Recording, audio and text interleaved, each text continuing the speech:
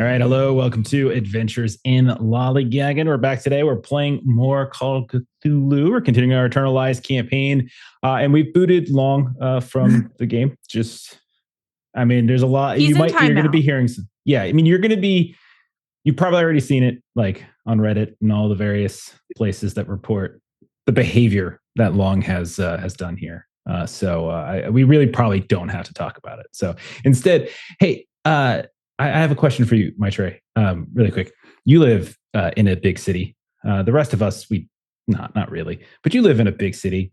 So do people in Toronto do the same thing like people who are from New York or people who are from LA, where like when they talk about the place, they're overly granular with street signs and directional? Oh, yeah. Like yeah, LA. Absolutely. God, it drives me nuts. Yeah. So like most of the time I've been watching we've been watching Glass Cannon. We've been watching their Master in the Art of the Thotep run, which is really, really good. But like you could tell a couple of them are New Yorkers because they get really in when the New York chapter to the streets and we're here in this neighborhood, and it's just like none of us know. None of us. Okay. No, I'm just saying. Just saying. Yeah, anyhow. We don't know the difference between 132nd and 135th Street. We don't. It's a lot of numbers there. Yeah. Yeah, they're way better at this than we are. But still, I was just wondering if that's just like a big city thing. Is that just like what people in big cities do? I think it is a big city thing. I think it is because like you every street, every neighborhood, like to you who lives there has its own distinct personality. Sure. But not to anyone else. Yeah. So like I am the first person in my immediate family and my like my first cousin, stuff like that, to not be born in New York. So we moved away from New York right before I was born. And so then I moved down. We were New Yorkers down to Florida. We were total cliche. But everybody else in the family stayed up there and others. And so whenever they talk, they overdo it with like highways and streets and like neighborhoods and stuff like that. And they say it in ways as if like I know too. I'm like, I'm not from there. I'm from Florida. I don't even know what you're talking about. What are you talking about? So anyhow, I was just curious. Not long. Steven, have you've been kind of quiet. Do you see this in California? I know you don't live in like a small, you live in a more smaller locale, but like, do you see it? We've bounced around the Bay Area. So we know a lot of the smaller towns around San Francisco and San Jose. But normally it's like the small town is like the individual community, not like streets, because it's a lot more spread out. Okay. It's like I just hear people talk about it, like especially at LA. They like to talk about like the different routes they take to get to this subsection of LA and like do this. Like I got freaking Google Maps. I don't need you to tell me. Like I don't. It's crazy. There are some cities where traveling is like a whole personality. Like it's like a whole, like in LA, I think getting places is part of being from LA. LA. You gotta say it right. LA. With my family, everyone lives in very rural places. So that kind of like direction thing comes up for like road trips across the country. So like if you're going to Florida or visiting family in Oklahoma, then it becomes like, well, which highway did you take? Did you take the north route, the south route? All this stuff. It's like a whole thing. Yeah. And that's just the small talk for the hour that you arrive is just what route you took. It's the worst. There is nothing I dislike more than that kind of though. Like we'll talk about. I'd rather talk about the weather. I would genuinely rather. I was about to say weather. Like, oh yeah. Gosh, man. I always remember like when my dad was like, we talk, well, the first 10 minutes of our conversations would be, what's the weather like? Dad, I'm living in a freaking desert. It's really hot and dry. It's the same. Still? Yeah, it's still really hot and dry. What's it like down in Florida? It's really hot and humid. Wow, look at that. Still, I know some things don't change. Yeah. Nothing really changes. There it is. Anyhow. So you know what else is really hot right now? Ethiopia. You guys are, look at that transition, Zuka. Yeah, I planned it. It's in my notes. That's a good one. It's in my notes. Talk about traffic, shift to weather, and then shift over into Ethiopia. Smooth criminal. He's got a whole page dedicated to the banter and transitions. I do. All of that was scripted. Every single, he's like, even the this doesn't work well. Next week, try to engage stage directions for which way I move my head. You know, making sure the bounce of the hair is correct. All of that is very meticulously organized. Yes, I'm gonna get you like a desk fan that like blows your hair. Oh yeah. There we go. But like it has to I'm be not far gonna enough lie. away from your mic. I've been liking it this past week because it's been windy on campus. And Yes. so when I'm walking around, I'm just like kind of putting my head over the edge, just like fluttering behind me. Amazing. God, I love it. Do you I love practice it. your like model walk across campus? No. But yeah, I mean, I get a lot of compliments on my hair, which is why I don't cut it. Like otherwise, because it's a pain in the ass. But I get so many compliments, and I'm extremely superficial. So it would be really hard for me to just get rid of it. Don't you miss Keith ignoring you while we walked across campus? That kid was so weird. He still is, but like so funny. God, we were so young back then. I So know. young. Yeah, I just got my notification. This is pretty funny. I just got my notification for 10 years. 10 years at my job. I haven't been there for 10 years. I've been there for 14. Oh, Like that's shit. how little they pay attention to my presence. Holy crap. Oh. 14 years. 14 years. Long time. Yep. Well, they don't want to Ashley was celebrate the in- 10 years in case you leave the next year. You know, they got to Yeah, make sure and you're next year would be 15, which is another point you'd think. Another milestone. Ashley was in my very first semester at my job in my young 20s. Yeah. Yeah, that's how we met. an hour-long English class. 3 hours long. on Yeah, Friday. Because it was 3 once a hours week. long. It Yeah. was once a week on Friday. Yeah. Mhm. And then you my took my next God. class, and that's when I met Gabe and all the rest of the crew. The And rest so, of the dorks. And then he and I started playing lead together after he finished up the class. And then Which- it all became now we're doing this. Full Look at circle. this. First Here of we all, are. full circle. Okay. Well, you screwed up my transition. I had it perfectly transitioned. That was in my notes. That Sorry. wasn't in the script. That was in my script. Yeah. Her Go walk script down is memory just lane. screw up Jeff's script. Here. Jesus. Screw up Jeff's script. There So- you go. Do you think Words are typed. the local people in 1937 in Ethiopia talked about like the different routes to the desert the way that New Yorkers talk about going from one side of the city to the other? Probably. Like, I they Absolutely. must have. Yes. What We're other gonna take the 117 over to the 6. Yeah. Different There's landmarks. favored water holes. Same versus- conversation. Yeah. Yeah. All right. So let's go. So quick recap. So we're a few days into travel. That's when we started up. Bev, you had a horrific dream, just terrible. You watched a mouth-covered bear, not just a singular mouth, but mouths everywhere, feasting on your former student Viola. And then in the waking world, just before dawn, there's a terrible windstorm, kicked up, sent it on a camp, scattering supplies. Shyma, Will, you tried to keep a truck from getting tipped over. Marie, you were unable to wake for a little while, but eventually you woke and tried to help with some of the water that had broken, and you're trying to salvage some of it. Patrick, who's not here because he's an asshole, Patrick spied a darkly clad traveler that you had picked up the night before, wandering away from camp, and then during the wind, just literally getting lifted up into the air, like dozens of feet, and then he fell back down into a heap of like black cloth. When he went and he investigated that heap, there was no body. Instead, there were like hundreds of these fat tail scorpions that were just pouring out of the folds. One of them crawled up Patrick's pant leg, stung him on his inner thigh. The wind immediately died down. Bev, Marie, that's when about the time you awoke. Pierre was able to tend to Patrick thanks to Shyma, and kind of got him out of the woods without any serious complications, though he's probably still a little bit sore from it. There was a loss of water, so the travel was a little bit more difficult the next day or so. The next night, Marie, you were the one who started having some strange nightmares. Yours were specifically of cats, including your new one, Joy Boy, feasting on you, specifically tearing through your stomach, your innards, etc. And waking was a little bit difficult, but eventually you did. Jerome, your local afar guide, he was leading leading you and Captain Moreau to a place that I guess Moreau referred to as Sabo Rimo, which is a kind of a trading post, semi-permanent, not like an actual like village or city, but it's semi-regular.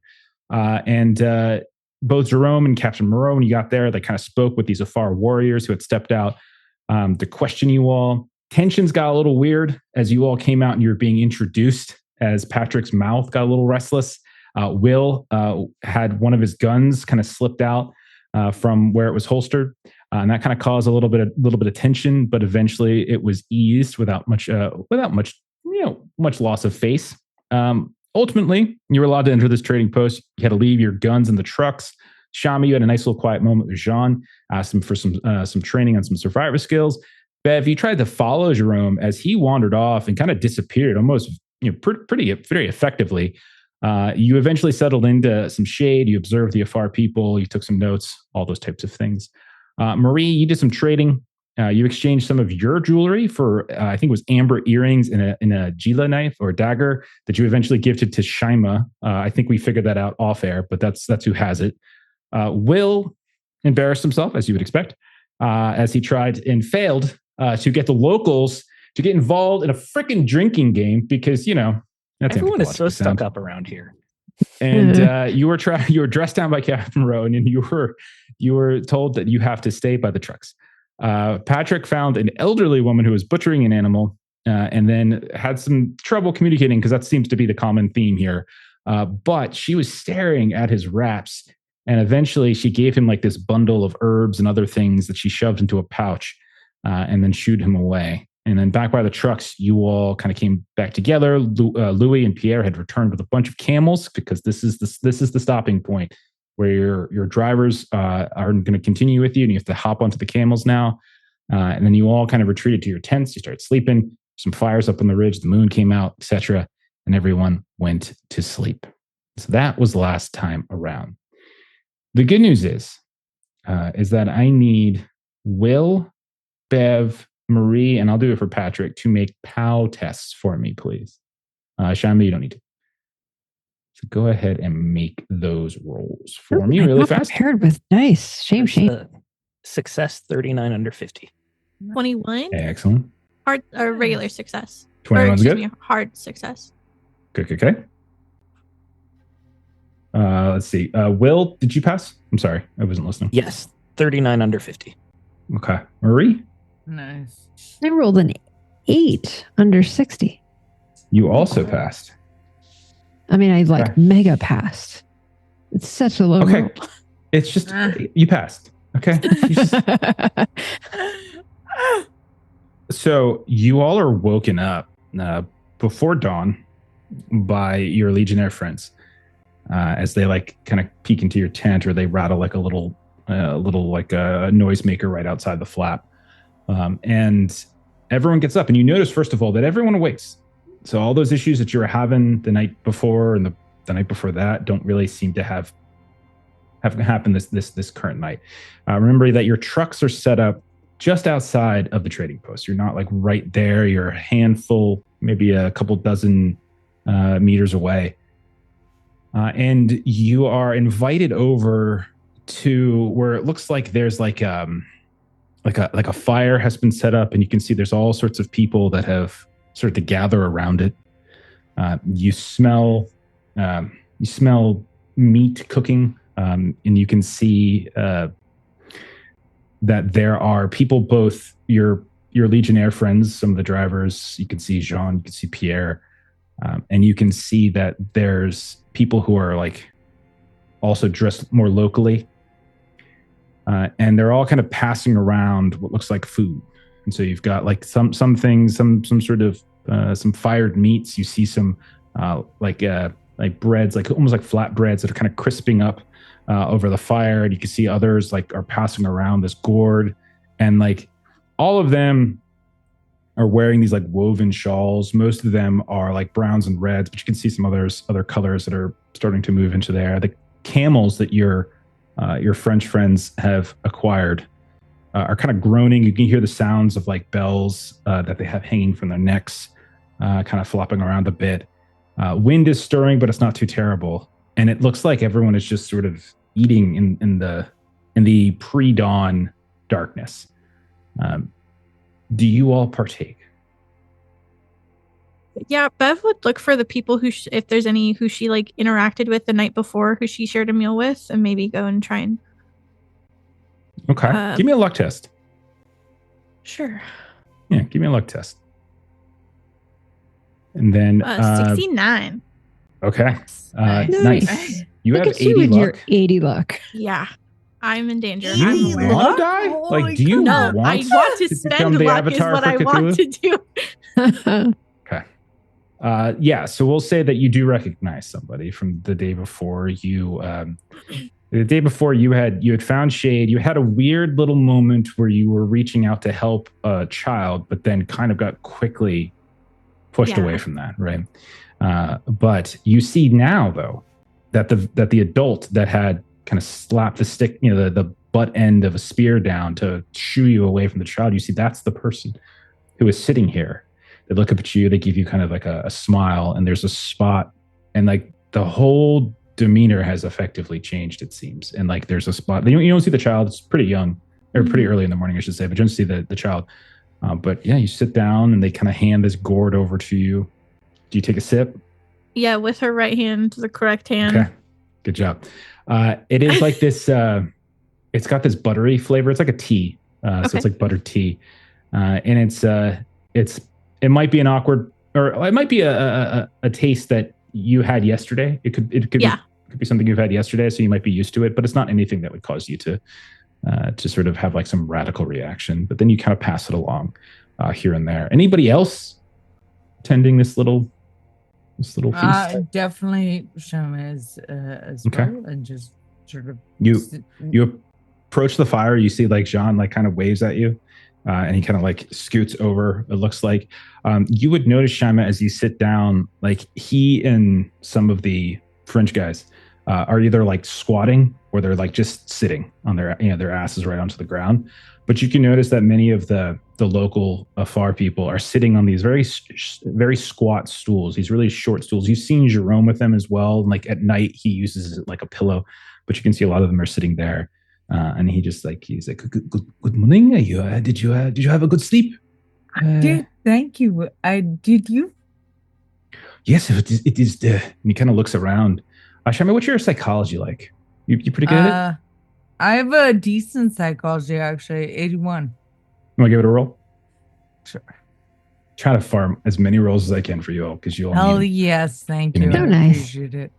Okay, 76. Perfect. 76 under 81. Okay. You can tell that when he says, "Oh, yes," that he's not entirely telling the truth. You can see that like he's kind of withholding a little bit. You can see he's just like, "Oh, yeah, of course, yes."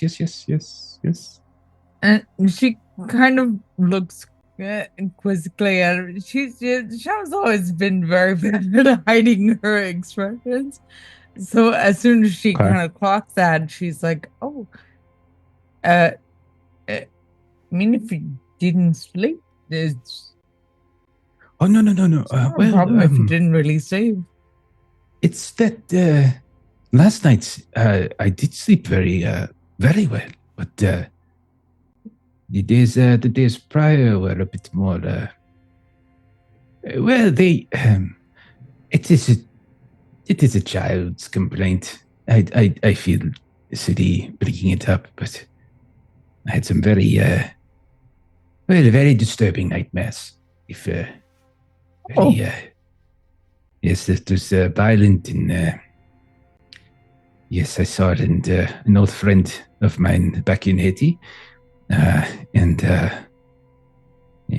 he passed away many years ago, and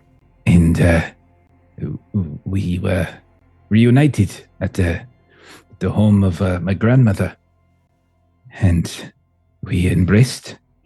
And when we did, I felt a terrible pain in my, and he just kind of like motions vaguely to his chest, stomach area. And when I tried to pull away, it was as if his mouth was on his chest or his stomach, and it was gnawing through me.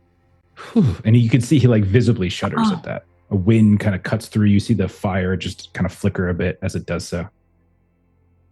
And she kind of looks down at his torso. Did anything happen to you while you were sleeping? Something about you or anything? No. It was just a dream. It was just a city. Like I said, a child's complaint. It is fine. No, I am fine. And you can see he's quickly like trying to move on from it, but rolling your psychology over, you can probably tell that he was pretty disturbed by it. Yeah. Okay. I'm not going to press further for now, but definitely wheels are turning, and it is probably quite clear to genre whoever is paying attention that she's not really letting this go. She's willing to change the subject, but clearly is still having You're several like processing. Like you kind of had that look in your eye. Yeah. What about Will and Marie? Do you join this little goodbye feast? Yeah. I've been told that I need a babysitter if I go too far away. Would this be too far away? And if so, who is my babysitter? Well, first of all, you would notice that there are several of your legionnaires there. You would notice Jean and Pierre are there, and you would notice that there are a couple of the drivers. 2 of the drivers are there as well. So there's a good 4 legionnaires already here. Okay, so you would probably also see Shyma and Bev. So Shyma was talking to Jean-Lin, right? I would go over and hang out with Pierre. Okay, so he like looks at you as you go to sit, and he's got this weird face. He's kind of like just give him a giving grin. you the biggest smirk. He's like, "Did Louis see you this morning?" No. I didn't cross paths with him this morning. He has a temper, though, doesn't he? Louis? No. No, he does not. No, he is actually quite even cute. I think you bring out the temper, not the other way around. Oh, I don't know about that. I've always gotten along with everyone that I'm around. Well, you think you do. Does that necessarily mean that it is true? Are we not getting along right now? I feel like we're having a great conversation here. I am. How are you doing? You sleep well?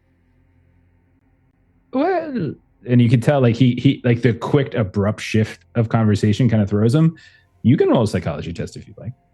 All right, I'm great. Or actually, you don't even have to roll psychology. You want to roll like a charm or a fast talk or something like that, or anything like that. Charm probably fast talk. I'll always take if I can. Sure, you can do that. Yeah, because you are bullshitting by saying everyone likes you, which we all abundantly know is not true. Jeff, do you not like me?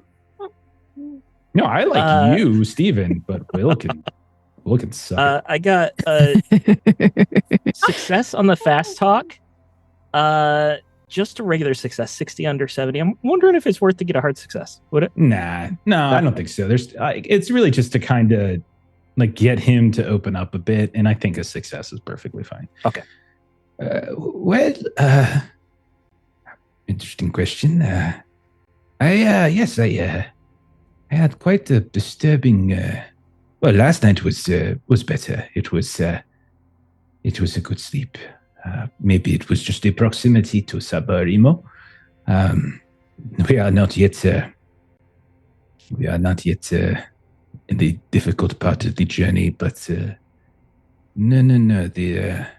The night the wind hit our camp, I had the most peculiar dream. Most peculiar. I had some strange dreams that night too, and Marie wouldn't even wake up.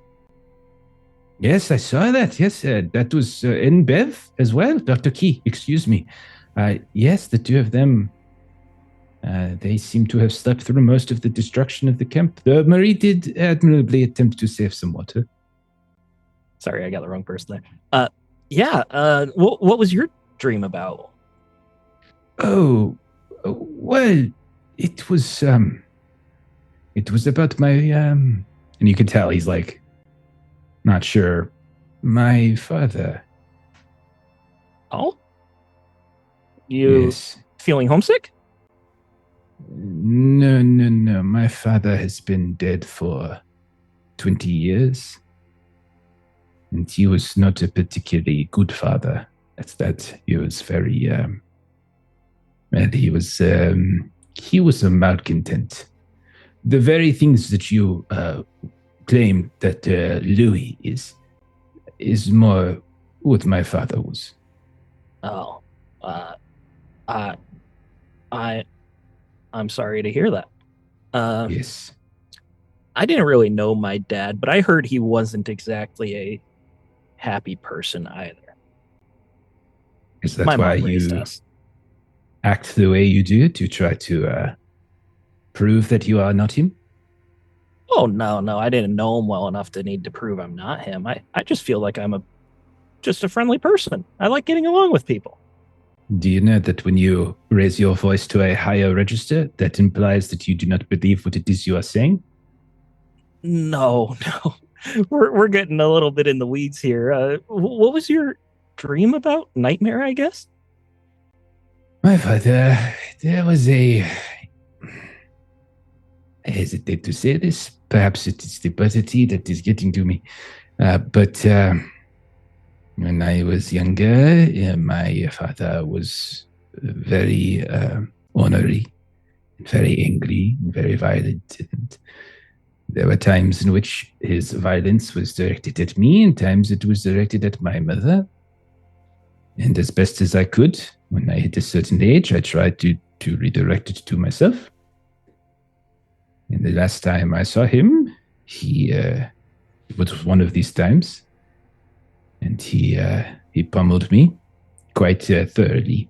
I had to spend time in the hospital thereafter for days. And by the time I returned, he was gone. But in the dream, it was not just him pummeling me. His face was, it was like he was salivating, like a rabid dog, foam coming from his mouth, his teeth sharp, like fangs, and he was punching and biting me. Ugh. And you could see he's just like kind of shivers, and as he does, like again, the wind, it might even happen at roughly the same time as it did with Shyma, just gusts through. You can see like people's scarves, like their various robes, and some people have grabbed their hats, like some of the legionnaires, if they have hat on, or others who are wearing head scarves, like quickly grab it. The cook fire flickers a bit, and then he's like, yeah. And then then I woke up, and then the camp was in shambles. It is what it is. This place will play strange tricks on you. Hey, it's just a dream, right? Yes, of course. This is just a dream. The dreams, it is yes, it is. The mind is a funny thing. Yeah. Especially out here, all that heat and dehydration it gets to you. You got to drink more water. And I open up one of my canteens and take a big swig. Okay.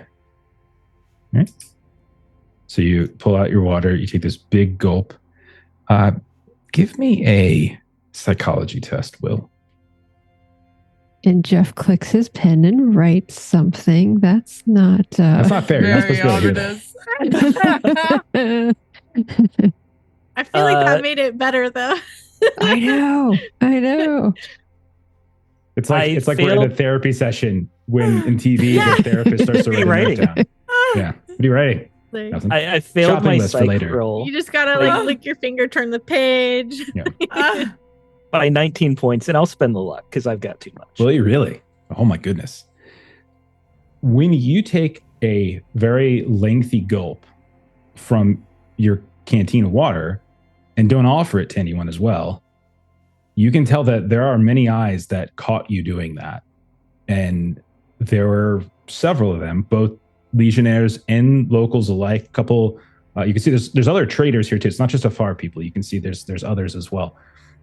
You can tell they all spotted that, and as if they disapprovingly of your behavior there. So I go and I take like gulps and I put it back down and I start screwing the cap on, and I see all these looks, and I just slowly unscrew the cap and I just kind of like offer it over to Pierre. Okay. All right. So you offer it over, and is that fair to say because I passed the psych roll? Yeah.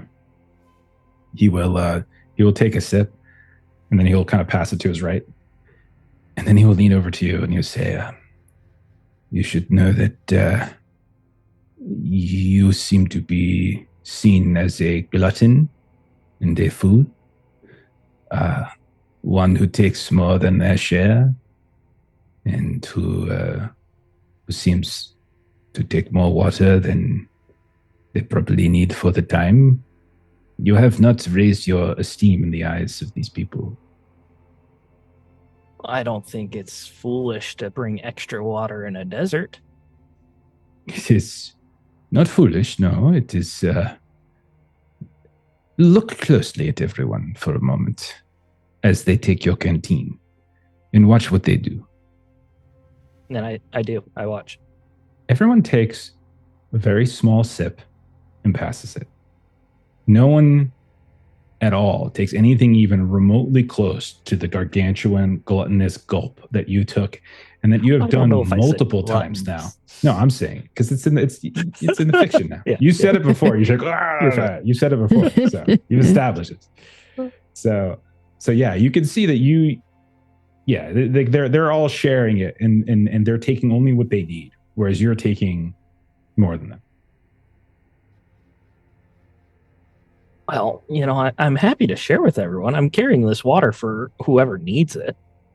When we found that man, I gave him some of the water. It's a good thing I was carrying extra for him for that reason. Yes, Mr. Sawyer. Yes, you are the epitome of diplomacy. You are never wrong. And now you see why Louis loses his temper with you. I merely try to give you advice, Will, and you do not have to get defensive. It is okay for you to make faux pas. I'm not being defensive. I'm just saying that. As you raise your voice louder than everybody else, and everyone just kind of turns and looks at you. I'm not being defensive. I'm saying that I'm doing this for everyone. Certainly. Yes, it is. Of course. Yes, my mistake. And he kind of goes back to whatever he was eating. And he kind of turns to the person on the other side of him and tries to kind of engage Do them. I get my canteen back? It'll eventually come back to you. And when it does, it'll come back empty. I'll refill it. Will you? That would mean going to the spring, which is inside the post. And you would need someone to escort you. Okay. Marie, are you engaging with this? Yeah, so I would say that Marie, she comes out, or like when she comes, she's got a notebook and a pencil, and she's got Joy Boy kind of like in the crook of her arm as she's coming out. And so this has been difficult, but she felt like yesterday, was a good day. She was able to trade some jewelry. She's got a gift that she hasn't yet given to Shyma. And she's inspired. So she's got her notebook out and she's kind of whistling a little bit of a tune to herself while she kind of takes some notes. And then, so kind of that's how she kind of presents herself here for Fest. Okay. You start whistling and you have Joy Boy out. And you hear oh, there he is. Oh, there's the savior. And you look over and you can see moving towards you from the camels. You can see Captain Moreau. You can see Louis. And his mustache is freshly cleaned and trimmed and brilliant. But he's coming over and he's staring at the cat hello, little savior, as he kind of comes up and he kind of scruffles Joy Boy's head. Miss Wynn, I was wondering if I could ask you a question. Yes. Good morning, Captain. Of course. And she kind of holds her elbow out that he can kind of take Joy Boy if he wants to while they're talking. So he does. He picks it up. God, look at you, such a big, brave boy. And he's it's the most adorable thing. And he's like the mustache and the whiskers and everything. But he gives Joy Boy back and he says, Louis is fine, of course.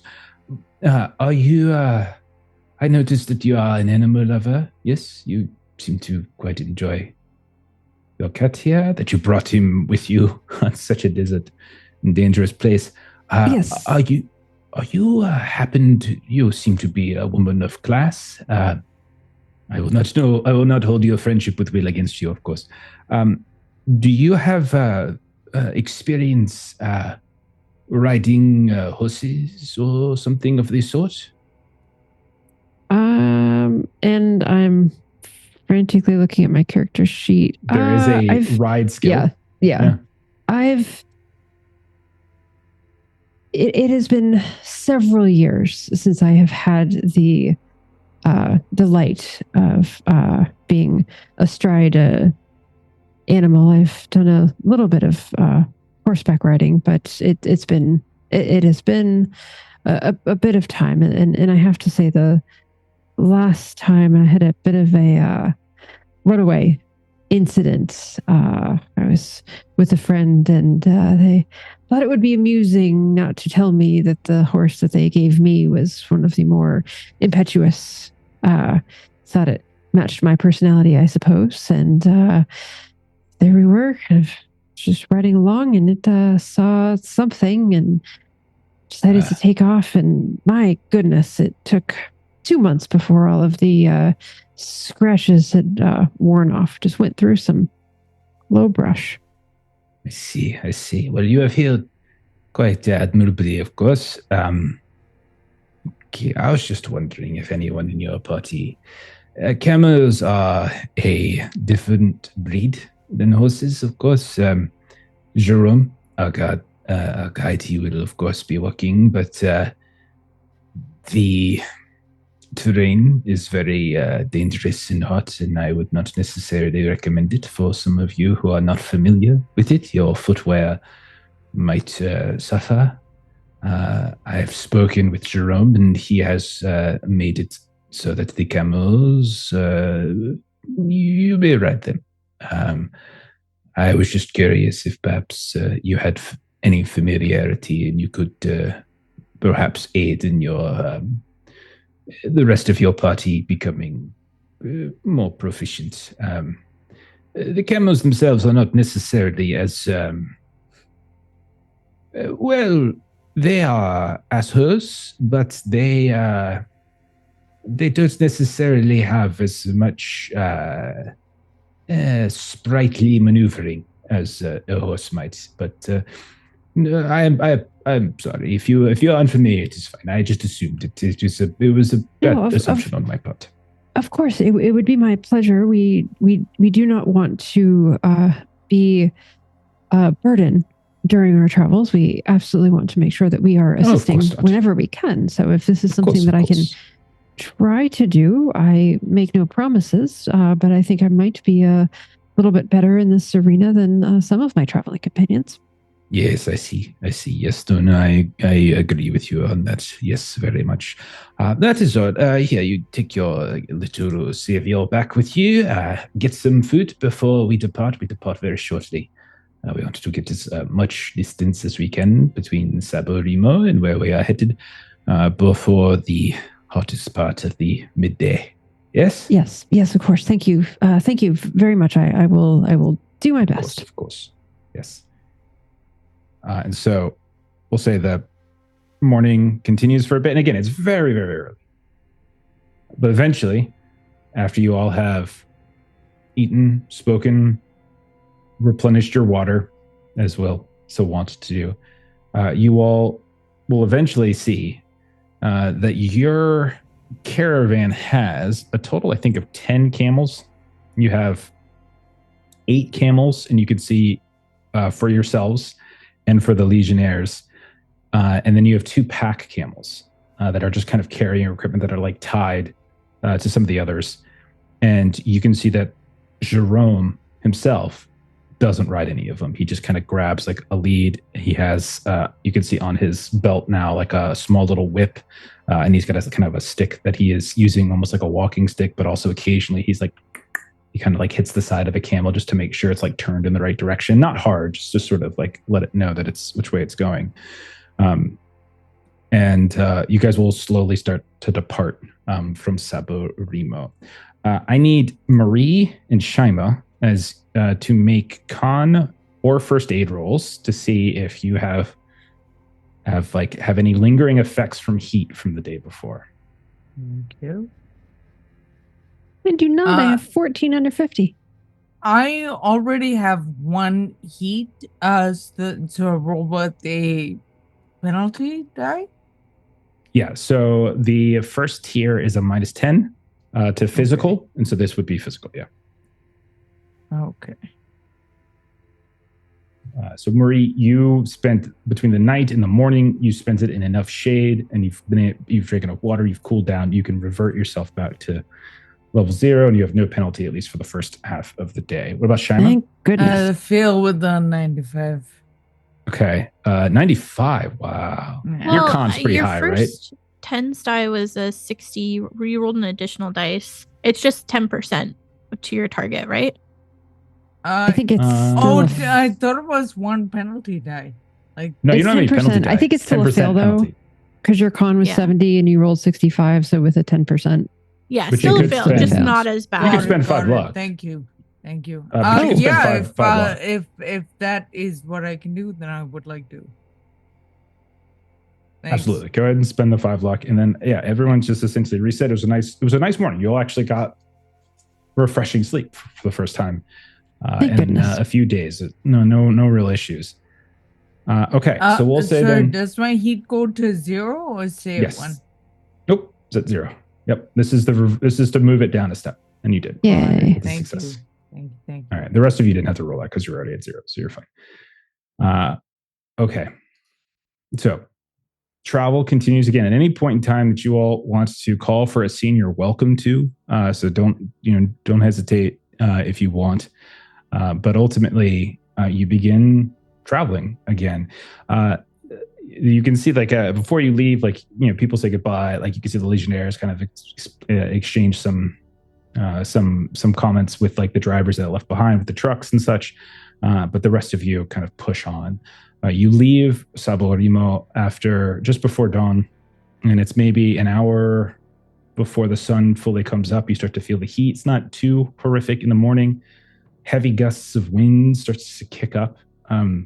Not so much as the windstorm that you had 2 nights prior, but certainly you can feel it whipping around here and there. Grit gets kicked up from these basalt plains and kind of gets in your face. And those of you who have them are more than likely kind of wrapping something around your faces to try to keep it out of your mouths or your eyes or however it might be. Along the way, you all are riding camels for the very first time. I think everyone. Is that fair to say? Do we think everyone's first time? Everyone, go ahead. For sure. And give me a ride test. What's everybody's target? I have a 5 in ride. I think 5 is pretty common. I think that's basically everybody. Do we get a bonus die for Jerome helping us? No, because he's not. I'm friendly with Jerome though. Do I get a bonus die? Are you friendly? Jerome is not friendly. We're not friendly with Jerome. And B, he's not riding. He is leading the pack camels. I got a hard success. I rolled a 2. I don't. Get out of here. That's crazy. Where's my phone? I gotta take a picture. Oh yeah, because you couldn't quickly kick it over at any point. It's harder to get the camera out of my phone. I got a 10 over a 5, but I will spend my 5 luck. Go for it. Bev, do you want to spend 21? Yeah, I want to get out of the danger zone. Okay. I'm so mad about the fact that everyone else who just has the base 5 is going to end up passing this roll. And Marie, who actually has 25 in this, look at you. Failed. Okay. So bad. I rolled a 68 over 25. I don't even have that much luck to my name. Will, with his fake picture that he just sent us in our private Discord chat, he also passes. Marie, strangely enough, you have a very difficult time. Maybe you just have the assholiest of camels. That's what it is. It never wants to go in the direction that you try to steer it. And then they're a herd. It's like a herd that's moving along, and yours is the one that constantly is veering off to the side. You have trouble steering it back into the group. You can see more than once Jerome has to come over and he has to do it and kind of almost raise this little guiding stick to kind of get the camel back. Once or twice, it you can tell it almost tries to throw you. Marie, you're able to hold on, and again, there are times which it heads will lean back and it'll kind of spit, and then the wind will kind of take that spit and it'll get somewhere on your clothes. I need you to make an immediate heat check as opposed to your daily heat check, because of just how much extra effort it is for you to keep things in control, because you're constantly having to just like kind of rear it back, pull this back here and there, more than once nearly falling. So really again, think contest or for as hard she's doing or this, a desert survival. She's like she's cycling through like all of the songs that she knows, and she's like trying to find something that works, something that like this camel will like, and she's just like running through her repertoire, and she just cannot find anything. And the camel really just seems to be like, can you please get this human off my back that keeps making these awful noises? I rolled a 27 under 50 for my con. Okay. You manage to keep it in control, and you don't kind of overheat yourself in the process. But definitely your camel is not wanting to be part of the herd. But the morning passes without too much trouble. You're seeing, as you kind of push away from Sabo Rimo and you kind of travel for a few hours, you can definitely see that the terrain is getting more and more, even in this close proximity, more and more difficult in some ways. And what I mean by that is that the trucks managed to find a lot of flat area to drive on. No roads, but like it was flat. Here, it's a little bit more undulating, a little bit more broken. Even the flat areas, you can tell the rock is a little bit harder and caked in some ways. You see as Jerome walks, you can tell he's walking basically barefoot, which is like a tiny little slip of cloth around his feet as he does so. And every now and then, maybe once an hour or so, he kind of looks back and says something to Louis. And then like Louis kind of calls back to him, and then they kind of continue.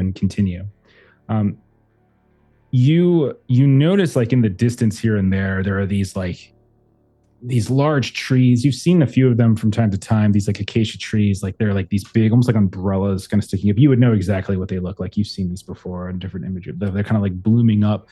And like, especially in the early morning parts of this journey, you even see a handful of these like gazelle, almost deer-like creatures, like darting around in the shadows underneath it before like racing away from you. The mere sight of your caravan of camels kind of sends them flying away. There's some brush you can see, and you can, as you're passing by, you hear the sounds of like stuff slithering around, and like you're warned not to go into these certain little places where there might be like cover and shadow.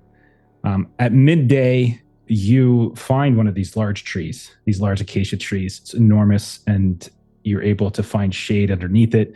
Water itself is found from some small spring as opposed to a proper well. And you continue onward. In the afternoon, however, is when another one of these dust storms kicks up. It's again not quite as bad as it was the day before, but everybody, give me a POW test. As you kind of you grip tight to your camels, you hear the voices of Moreau kind of calling out to you, and you start to see that visibility gets much more difficult as like grit and sand get thrown up, and it kind of creates this poor visibility. It's a success. 49 under 60. Very nice. Extreme success, 10 under 50. Okay. Failed with an 83. Okay. Shyma. On the wind, you swear you hear a voice. It's not the voice of Louis, who occasionally you do hear kind of cut through as he kind of calls back, or Jean Pierre, or even one of your traveling companions from Arkham. But you just hear a voice. You can't quite discern what it's saying. The language doesn't sound like anything you could translate, but it does sound familiar. When you were moving through Saborimo and you were listening to some negotiations for camels, or when you heard like Louis talk to Jerome, like you've heard the dialect before, but you can't quite obviously like translate it to a degree. But you constantly have it sort of assaulting your ears. It's kind of disorienting you a little bit, and your camel seems to be really distressed. And when you kind of place your hand down on like the back of the camel's neck, you just feel this intense tension as if like it's the muscles in its neck are about to snap. And like so far, like the camel's been perfectly fine. But for the first, it's like absolutely tense. And then you realize the camel is no longer proceeding. It's just kind of stopped. And you watch as your group continues to push forward. And you're nearly losing them in the cake of grit and sand. What are you thinking and doing at this point, Shyma? I am gonna dismount from the camel and really panic. Like I have no idea how to steer this camel from being on the camel, but I know how to drag a belligerent thing. So that's what I'm gonna try and do is guide it firmly, but gently but firmly towards where I think the rest of the caravan is.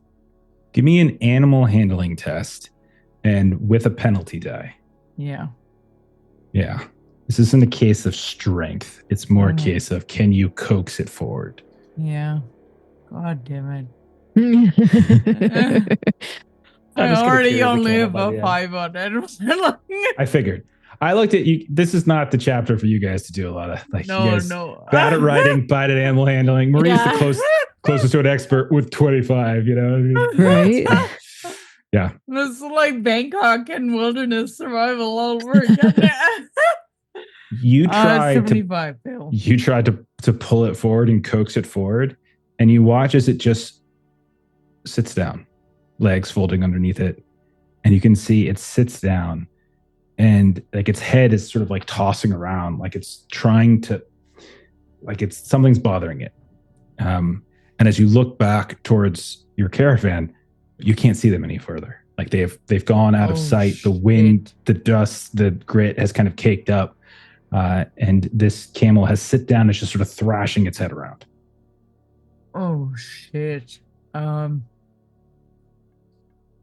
am leaving the camel, but I'm gonna grab water. And I'm gonna try and find some kind of footprints or trail or something to follow. And get some kind of a heading. Okay. Give me a track test with a penalty die. Yeah. Yeah. Because you're doing this during a pretty heavy sandstorm.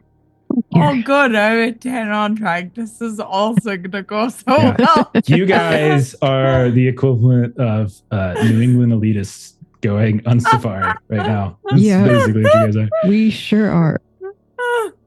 That's a 43 feel. Okay. You start to wander and you think you pick up some tracks as best you can, and you leave the camel. And then you just wander off in the distance. You pick up a track and you go. Will, Bev, Marie, give me, and you can make your choice, a spot hidden with a penalty tie or a listen test. That's normal. And Will, if you wanted to do survival desert, if that was better for you, I'd even take that. Would I have a penalty die on survival desert? Nope. All right, we'll try that. Marie, what are you doing? I did. You pick. I rushed, so don't let me. Oh, okay. I'll try spot hidden with a penalty. I think that's my best bet. Go for it. I thought about spending some audience dice for boost, but then I was like, no, I want to improve the skill. So I rolled it straight and did not improve the skill. Okay. All right. I have Bev spent the luck, I see. Okay. Yeah. Will, Nice. how did you do? Thank you. My dice are rolling really low numbers today. And in this case, they rolled 3 zeros. No, that's so bad. That's so bad. No. Those are really low numbers, so that's good. That's really not good at all. My survival desert is 30, by the way. Okay. It's still a critical fail. It's a 100. No. It's a 0 under 30. No. It's 100. You can't roll a 0. This isn't mothership. You can't roll a 0. Right. Okay. So the camel essentially bucks you off of it, and it goes darting off into some random direction, and you fall. You're gonna take, as you fall, 1 point of damage, just 1 point of damage as you fall and slam against the ground. And you hear the thum as the camel just like bolts and kind of freaks out and just disappears off into the dust. And this is, again, this is like late afternoon at this point when this is happening. So you guys have been on this. This is just your first day. Okay. Bev, with your success, first of all, you would very easily, and I would say, Marie, you would see this too. You would see Will get bucked from his and the camel kind of rush off. But you also notice as you're looking around, panic, you don't see Shyma. You don't see Shyma's camel. You don't see any of it. You see like the French guys, you see Jerome, and they're kind of moving and they're kind of shouting stuff to each other, but like no one sees like, and like you can tell like everyone's just trying to hunker down, kind of keep, and like everyone's kind of camels are acting a little bit strangely. Yours are kind of keeping themselves together, but everything's acting very, very erratic. But Bev, this is what you see. You don't see Shyma. Will's camel just bolted off. What do you do? She'll actually shout towards Louis, Captain Moreau. And we're around. And she's just yelling, Shyma, like just trying to get through all of this buffeting wind, and hopefully he like gets her message. So he'll hear you, and then he'll look, and then he'll see Will on the ground. You'll see the camel has disappeared. You'll see Shyma's, he like does a quick count. He sets up into the room, and then all of a sudden, like everyone starts to kind of converge, and they're like kind of bringing them together, and they're just sort of hunkering down for a moment. And so like you can kind of hear as he huddles behind, as he hops off his camel, kind of grabs it really tight, hops down, kind of comes over to you. How long has she been gone? When did you last see her? And can I use my where is it? My photographic memory to like rattle off how long ago? That's my pulp talent. It says I can remember many details, and I gain a bonus die when making like a no roll. Could I make a no roll? I mean, we did a roll for this though. Oh, okay. So like you guys did your spot hidden and stuff already. So like you don't need to do another one. You could just sort of point back in like where she was, and the last time you remember seeing her. That doesn't necessarily mean you saw when she disappeared. That's part of the problem, right? So I don't think. Gotcha. Okay. So he's just like yes. And then he'll kind of call out, and like Jerome will grab his camels. Now Jerome's got these 3 together, and they're all kind of starting to freak out a little bit. Pierre will come over to you, Will, and kind of like, are you okay? So yeah, are you okay? I think Will's kind of like laying on the ground because that's a big fall to take. It probably knocked the wind out of him. And he just, I'm okay. And he doesn't actually get up yet. Stay down. And then like Jean will kind of come up, and then like Jean and Louis will begin, like they'll have like their guns like drawn, but not necessarily like pointing at any of you, right? And they will start looking, like moving around, and they're just shouting out, Shyma! Like one's calling out this way, one's calling out that way. And what are you doing, Will and Marie and Bev? Like, are you staying in this like little huddle that Jerome has made to kind of keep the camels together, or are you doing something else? So Marie had been listening, but she had failed at that. And so she, at this point would follow after those 2 gentlemen because we need to find Shyma. So she would be joining along. Okay. Bev? I think Bev would as well, especially if Will's staying here with Jerome and Patrick. Yeah. That's why he's not getting up. Like, someone should stay behind. Someone needs to stay. And, if you think about it, who's going to watch the camel? Really is. What a hero. Right? Yeah, because Bev is still haunted by this like horrific nightmare that she had, and the fact that she can't see Shyma really presses her and Marie forward, I think. Okay. So you will Bev and Marie, and I'll say like Bev, maybe you go with Jean. The two of you are searching. Marie, maybe you go with Moreau. You guys sort of fan out. You're not too far from each other. You can shout. You can still hear, and you can hear them shouting Shyma and Shyma and Shyma. Both Marie and Bev, what are your luck scores? 35. 39. You're down to 39 already? Yeah, I told you I was going to get down here, so I'm not in danger. All right. Marie, Still you're the highest lower. Give me a luck. luck test. Give me a luck test, Marie. Oh, come on. Oh, 97. Okay. Oh, shit. That is a critical fail. Mm-hmm. Marie, you see a body on the ground. It's slowly coming into view as like the sands this is assaulting your eyes. The wind is just slapping against your face. It's actually painful whenever it hits your skin. But you see a body on the ground, a big, large mound of a body. Oh, Captain, excuse me. There's a body right there. Oh, and he looks and this is the Camus, and then he races forward, and the two of you find Shyma's camel, but you don't find Shyma. Not only that, you can see that the camel is writhing. You can see its head is just sort of writhing, and you can even hear it making sounds like pain, like it's in pain in some ways. So it's kind of folded down. No, I wonder what happened to it. I don't see any wounds on it, but it's certainly, this animal is in distress.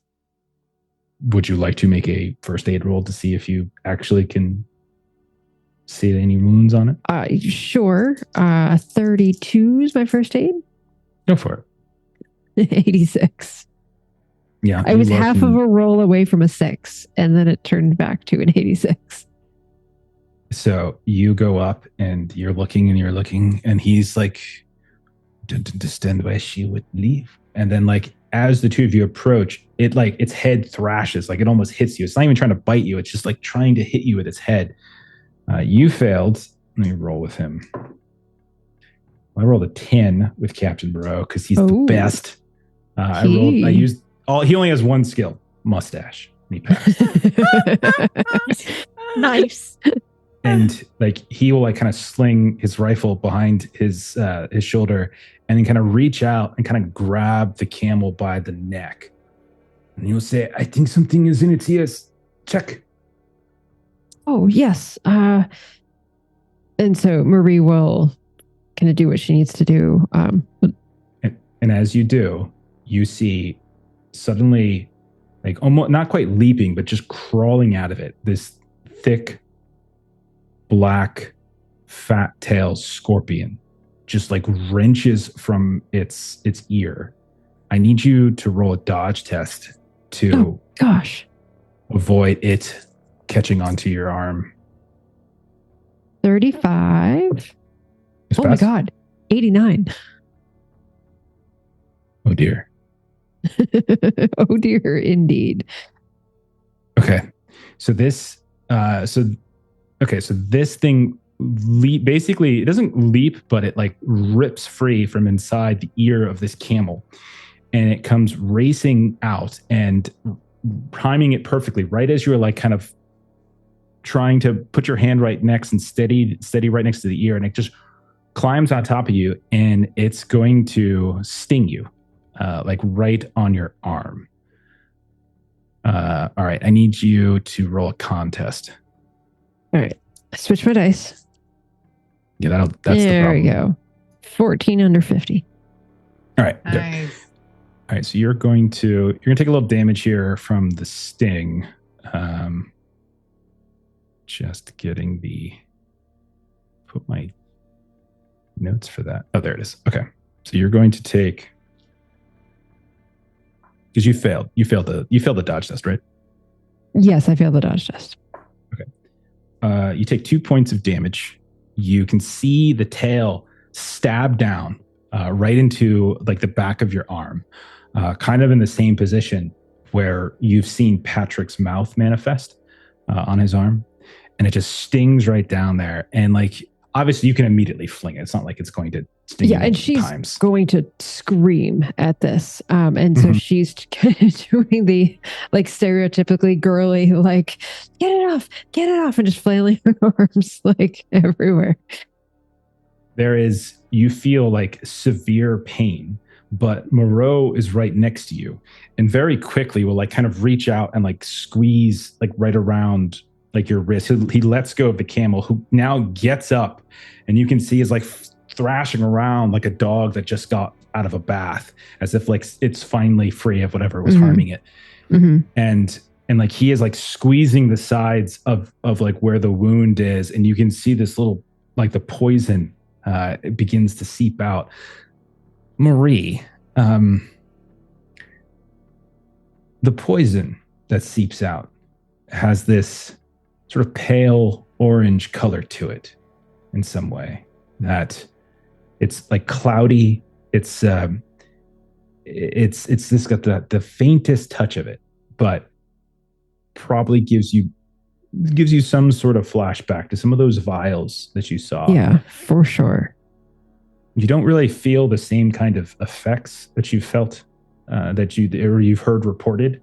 So you're not sure if it really is. It just looks a little bit like it. It doesn't have that aroma, that kind of weird, kind of moist, mossy aroma, but it has that color. But he quickly like squeezes, and then just kind of swipes it away with like the back of his sleeve. Is that the color that is it the scorpion poison usually that color? That's I do not know. I think you are you okay? Are you dizzy? And you're not, but you are in severe pain. And so for one day, so until essentially tomorrow night, all of your physical rolls require one extra level of difficulty to pass. Like you just feel this intense pain is coursing through you. You're not like about to fall unconscious the way Patrick was, but you just feel like this intense pain. You don't feel the convulsions either that he was feeling. So you're having a slightly different reaction. It's extremely painful, but you also don't see your arm discoloring the way that his sting did on his inner thigh. I'm not dizzy. But goodness, that hurts like the dickens. That is so painful. Are you okay? Can you move? Are you okay? Yes. We have to find Shyma. We have to find Shyma. She might have gotten stung by one of these and doesn't have you here to take good care of it. Yes, of course. We shall go. And Bev and Jean, you all are looking, and you are like calling out Shyma. At one point, you hear your name. You hear Bev's voice call out your name. I will respond, Dr. Key, I'm coming. And so, I'm going to go towards where I think I heard it. Bev, Shyma, you hear Jean's voice as well, Shyma, and the three of you converge in like this dust storm, this windstorm, like something out of a Hollywood film. It's gotten so thick and it's just bombarding and blasting against your skin. And then almost instantly it stops. And you just see like the wind just sort of dies down. All of you are like covered, no matter where you're at, even you are kind of covered in grit and sand. And when you look up, you can see everybody now. It's a flat enough terrain that you can see each other. You're at a distance from one another. You're not that far from one another, but you can see. And Will, you can even see your camel kind of galloping away. You see another one kind of galloping towards the group as well. But it's like, you can see it's kind of dodging and thrashing around like it's not necessarily running in a straight line, but it's coming back to the group. What's everyone doing in this moment, do we think? Shyma is sort of panically, I'm so sorry. I heard a voice and then my camel started behaving really funny, and then I lost sight of you. I was just trying to find you. Okay. What did you hear? And at this point, like, Bev is kind of checking you for any wounds or injuries or anything before pulling you in for a hug, and then leading you back towards Captain Moreau and Marie so that we can all return to the group. So. I don't know what it was. It was a man's voice, and it just sounded. I don't know. Maybe it was just Jerome's voice on the wind or something. But it wasn't English. It wasn't French. It was. I don't know what it was. Shyma, it's so good Okay. to see you as you kind of come back closer. Swing. Your camel had a scorpion in his ear. That is. Looks very relieved. I was trying to. I tried for a second and I couldn't find what was wrong with it, and I just. Captain Moreau very bravely pulled it out of its ear, and she kind of holds up her arm. That just. I assume there's probably still some like swelling and. Oh yeah, there is a clear wound. Like it tore up your and there's definitely discolored, but you're pretty sure he managed to like catch it in time to get whatever, so you don't feel it coursing through your veins the way that it did. Yeah. It's not in its ear anymore. It left its mark. It hurts really, really bad. Just so you know. Okay. What about you, Will? Will would ask someone nearby for a lift to go pick up his camel. Jerome will help you up from the ground. He will say something. Do you speak Arabic? No, I don't. Okay. He says something that's that again you wouldn't know how to translate, but he says something, and you can see Pierre, who is also there. He kind of turns to you. He kind of turns to him. He's kind of a strange face. And then you can see Jerome goes over and tries to grab the oncoming camel, like Shyma's, that's kind of thrashing around. So he just kind of grabs it and tries to calm it as best he can. And then Pierre reaches down, offers you an arm to pull you up. What do you say, Pierre? Camel. It was, it said, agony. It rides the wind. Agony rides the wind. What's that mean? I do not know. My Arabic is not perfect. I could possibly have mistranslated. Is that like a saying they have around here or something? I don't. Maybe in Eritrea. I do not know. I don't. No. All right. Well, thank you for the lift. Seems like that camel just rode out right from under me. Do not worry. Do not worry, sir. I am sure you will become the best at whatever it is you put your mind to. I'm not sure I have a mind for camel riding, but I'll try to get better. I'm sure you will.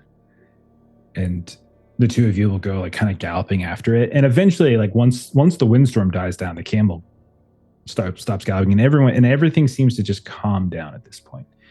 And it takes a little bit of time, but eventually you're all able to kind of corral people, camels, everyone's kind of back into this caravan. But mostly none the worse for it. Shyma, your camel is a little bit hesitant to kind of let you back on. So you can see Jerome starts shifting. He's taking some stuff off one of the pack camels and puts it onto yours, and then kind of hands you a different rein to instead ride that one so that he can keep an eye on this. And this is sort of what he says to Louis, who translates. And, it's always extra steps, right? It's never an easy communication, but you're smart enough that you would probably pick up on what's going down. I would say Marie would probably go over to Shyma when we're kind of back together with everyone. And so Marie's going to kind of go over to Shyma, and you kind of see her, she's kind of bitten on her kind of left arm. And so you see, and she has this kind of small kind of bundle under her right arm. And she comes over, Shyma, I'm glad that we've recovered you and that you seem to be in good spirits. I'm so sorry, Miss Wynn. I'm very, very sorry. it won't happen again. Okay, I'll try my best that it won't happen again. Oh, dear Shyma, you did nothing. As Moreau says all of the time, these camels are, and she'll affect the accent, assholes. And it appears that yours was as well. It's just, I mean, they had a scorpion in its ear, and it bit you. And if I had a scorpion in my ear, I would be quite perturbed as well. So exactly. Are you okay? This really hurts quite a bit, and it's one of the reasons I came over. I noticed that you have some things that you have shared with Mr. Price to, and she looks around a little bit, to wrap him as needed. Do you have any more of that I might be able to use? Absolutely. Would you like me to show you how to wrap your hand, or do you already know what you want to do? Despite my father's wishes, nursing was never a strong suit of mine, so I would take any assistance. Before you do that, though, so I'll have a free hand, and she'll kind of go under, kind of this package that was under her right arm. I actually traded for something yesterday that might be useful for you. I should have given it to you right away. It could have been handy, perhaps. And so she'll hand this little thing that's wrapped in cloth. I just show looking a little confused. And this is for me? Yes, I was doing a little bit of trading yesterday. It was a lovely place to be in the midst of all of this heat and travel and whatnot. And she kind of dips her head a little bit, and sort of her eyes go in the direction of your amputation. You use your hands and fists have saved us in our travels, and I thought that you might need a little extra assistance if we come across dangers of this world. Okay. And she kind of opens the thing. So it's the dagger that Jeff was describing last time. This is beautiful. I can't take this, Miss Wynn. You'll never get something like this again. Oh, I got these very lovely amber earrings that are safely in my bag, and I don't know when I will have the occasion to wear them. Certainly not right now, but they're quite lovely. And I traded some coffee beans and other things that the Legionnaires had brought with, so I didn't actually spend my own money on this. So I do think it could be helpful, though. I don't have anything for you. Oh, so you're going to show me how to wrap this. And wrapping wounds in our newly discovered line of work appears to be a skill that I might want to have. All right. I can show you, and Joel very gently show me how to do some basic wraps. Sure. Father would be proud. Thank you, Shyma. Thank you, Miss Wynn. This is very unexpected. Thank you. Of course. She gets a little red and looks down. All right. So, Will, you and Pierre get your camel back. Herd comes back together, and you push on. It's about maybe 2 more hours of travel before Jerome effectively calls it, as he finds this very kind of dark ridge that just kind of grows up out of the earth at one point, kind of curls in this almost awkward wave-like shape, but it creates this perfect little spot for you all to camp for the evening. Unfortunately, there's no water for you, like in the immediate vicinity. So you're relying on your reserves.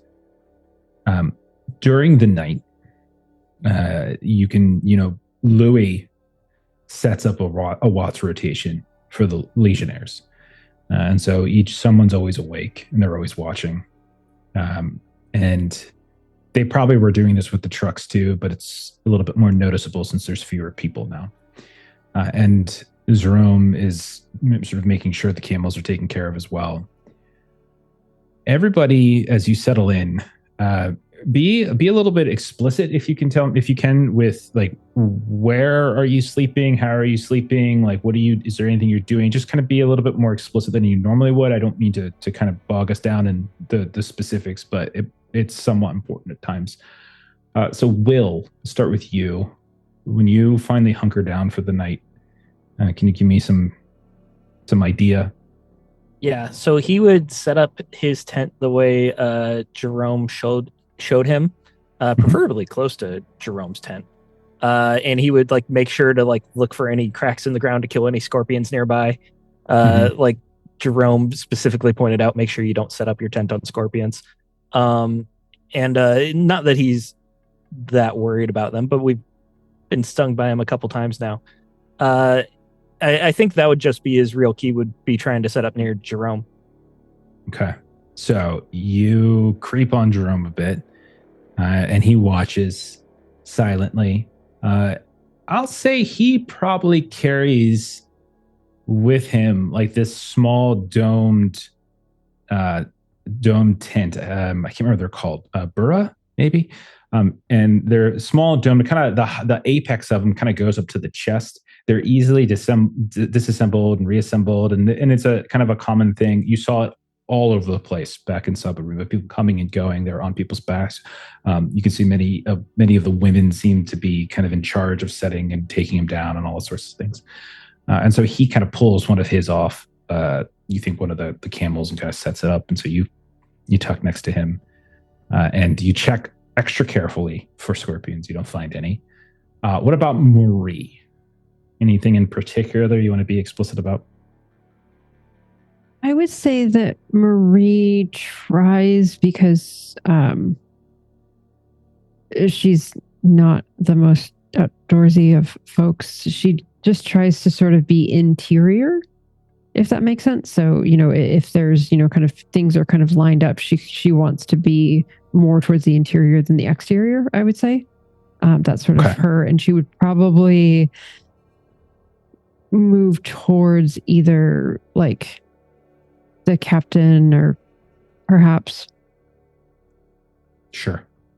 So what you notice is that Jerome kind of starts it, and then the Legionnaires continue as they kind of create this semicircle facing the sort of that growth, that ridge growth, and it seems to and they face, if anyone who's using tents, so they are facing it towards the ridgeline, and that's kind of protecting from wind that is still sweeping. Now, while there's no crazy dust storm happening right now, there's still wind. So Marie, you would kind of nestle by some of the by the captain, making sure you're somewhat centralized. Shyma, what about you? Anything in particular? I think it's a pretty standard issue, like military tent that the French Foreign Legion guys use. Like, there's not a lot of personality with it.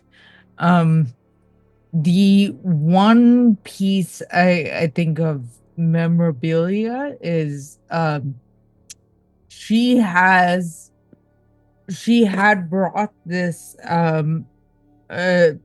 really ornate silk scarf that used to be one of her mom's saris, and that's really the only piece of like personal memorabilia. Otherwise, it's a pretty functional bare bones kind of military stand. Okay, fair enough. And then Bev, anything in particular that you wanted to explicitly call out as you bed down for the night? No, I think if anything, she's kind of in the same stance as Marie, where she joins the semicircle, so she's near whoever is awake keeping watch. And if even any of the girls want to share a tent, she'd probably be sharing a tent with someone. Ever since her nightmare, she'd rather not necessarily be like off by herself. Is that happening? Are we sharing? I'm perfectly fine to follow your lead on this. Like, I don't really care how historically, logically accurate we are. Like, if there's something you want.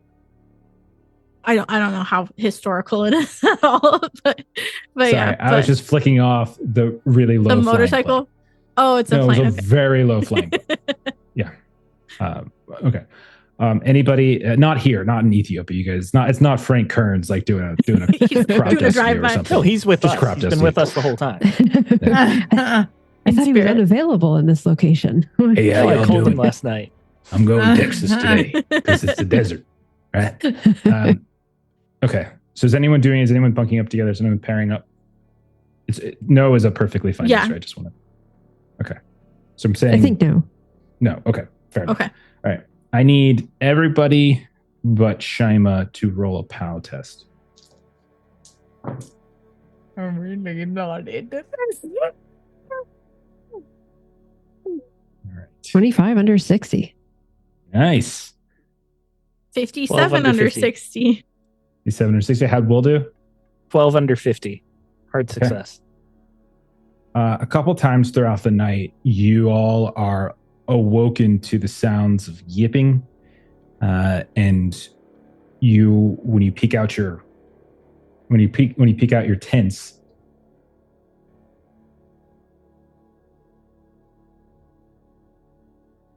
sorry, there's some dog fighting apparently going on above our neighborhood right now. It's ridiculous. Gracious. It's crazy. So you can see that there's and if any of you peek your heads outside the curtain, you can see like the Legion guys have like their guns out, they're pointed out into the shadows, and apparently like there is like a pack of like hyenas that are lingering about. Anyone who looks out, you can see like gold eyes like kind of flickering in the darkness here and there, but they're showing up over here, and they're kind of closing in, and then anytime they get particularly close, one of the Legion guys will point their gun up, into the sky, just kind of fire it, and you can see they dart away. And so anybody who didn't get up, you're suddenly awoken to the sounds of a gunfire kind of going off. This happens a couple times throughout the night, but otherwise you all sleep okay. No dreams beset you.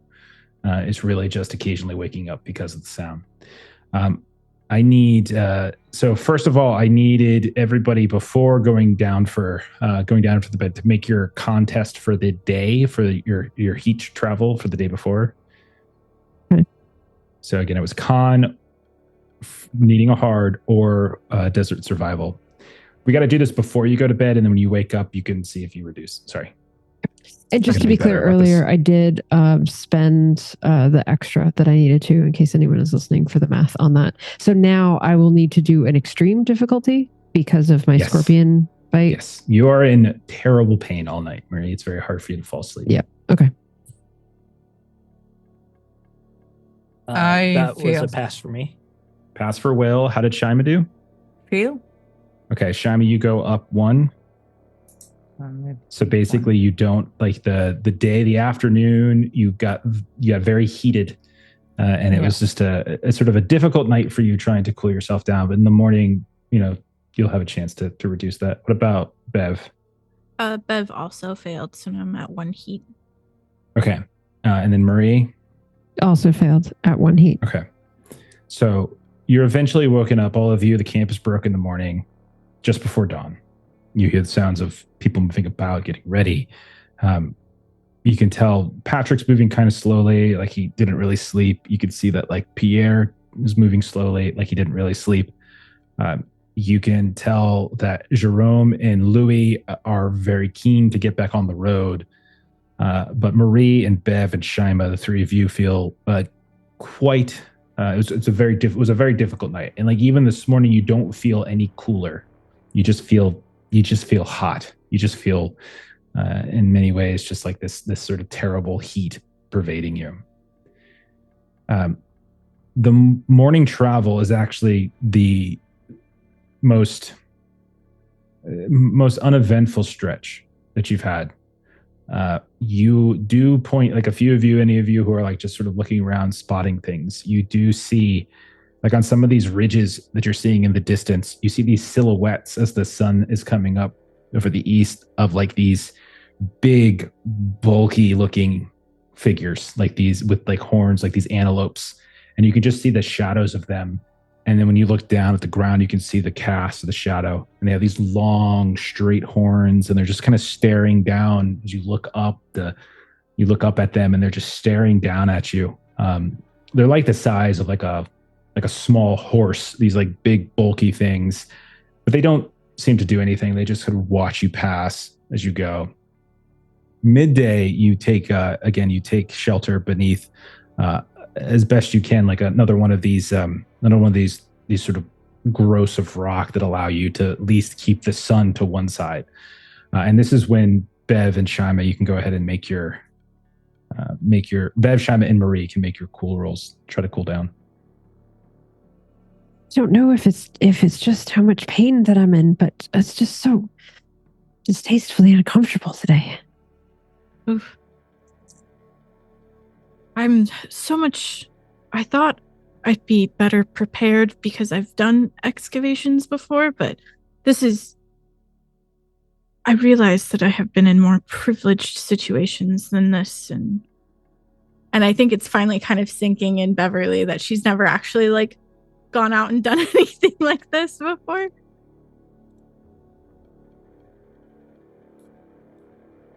And then so I'm shooting for a 40. Yeah, so Marie, this is a con or a first aid. So this is just a cooldown. Marie would have passed because she technically succeeded, but because of the other thing, she needed a hard, and she did not get that. Okay, so Marie, you stay where you're at. Shyma, how'd you do? First aid or con? I succeeded on con, but a regular success, not a hard. Okay. All right. So. Oh, I forgot I could roll first aid, but that's okay. I'll try that later. And it's just a regular con to reduce heat level. It's a hard con when you're checking, but so you're good. Yeah, that's you're fine. Good. Oh, it's just all this does is move you back down one. Awesome. Thank you. Gotcha. Thanks, Mel. Yay. Bev. So sorry, go ahead. 44. I needed a 40. So I'm gonna, if I just need a regular, I'll spend the 4 luck to pass. Yep, you can. So the only person, actually, there's 2 people. Just spoiler alert: Patrick's not been doing well. Oh no! Is he and Marie, both of whom been stung by scorpions, appear to be having some difficulty with the heat, and not only that, seem to just be a little bit of discomfort. Will, what were you going to say? Or Steve? Before the group packs up to go on again, Will would find the group, and he would sit down next to him, and he's looking pretty good. He's feeling peppy and energetic, like he's got some sunburn and everything, but otherwise he's doing fine. And he pulls up the tunic off over, and he pulls up the back of his shirt. So I had awful time sleeping last night. I think yesterday when I fell off the camel, I landed on my canteen. Does this look like it like broke anything? And he pulls up and he shows like just a very mild bruise on his back. Doctor, what do you think? You're a doctor. I mean, my father's the medical doctor, but it's just, there's not even any discoloration of your skin, but she'll still go to poke it. Are you sure? Because I could not sleep last night. I was tossing and turning all night. Are you sure it's just not because of the gunshots? There were gunshots last night? Or the heat. I really wasn't able to sleep too well, but I think it was the heat. I didn't hear any gunshots. Who was shooting? Oh, and she'll just kind of shake her head at that. Like, what do you mean there wasn't gunshots?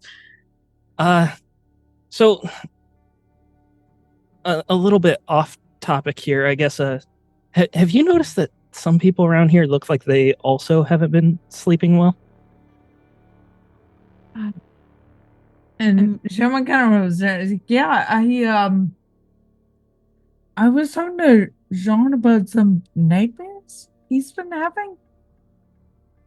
Pierre was telling me about some nightmares he had too.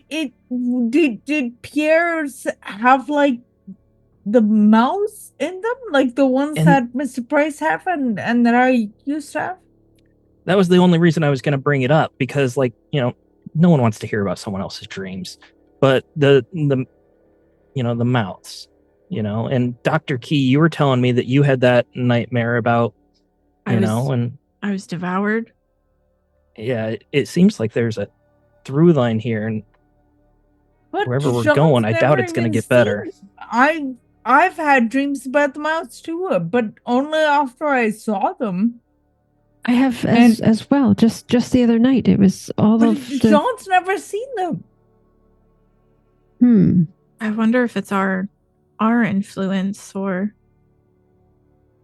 I mean, it seems like it started happening since we've been traveling in the desert.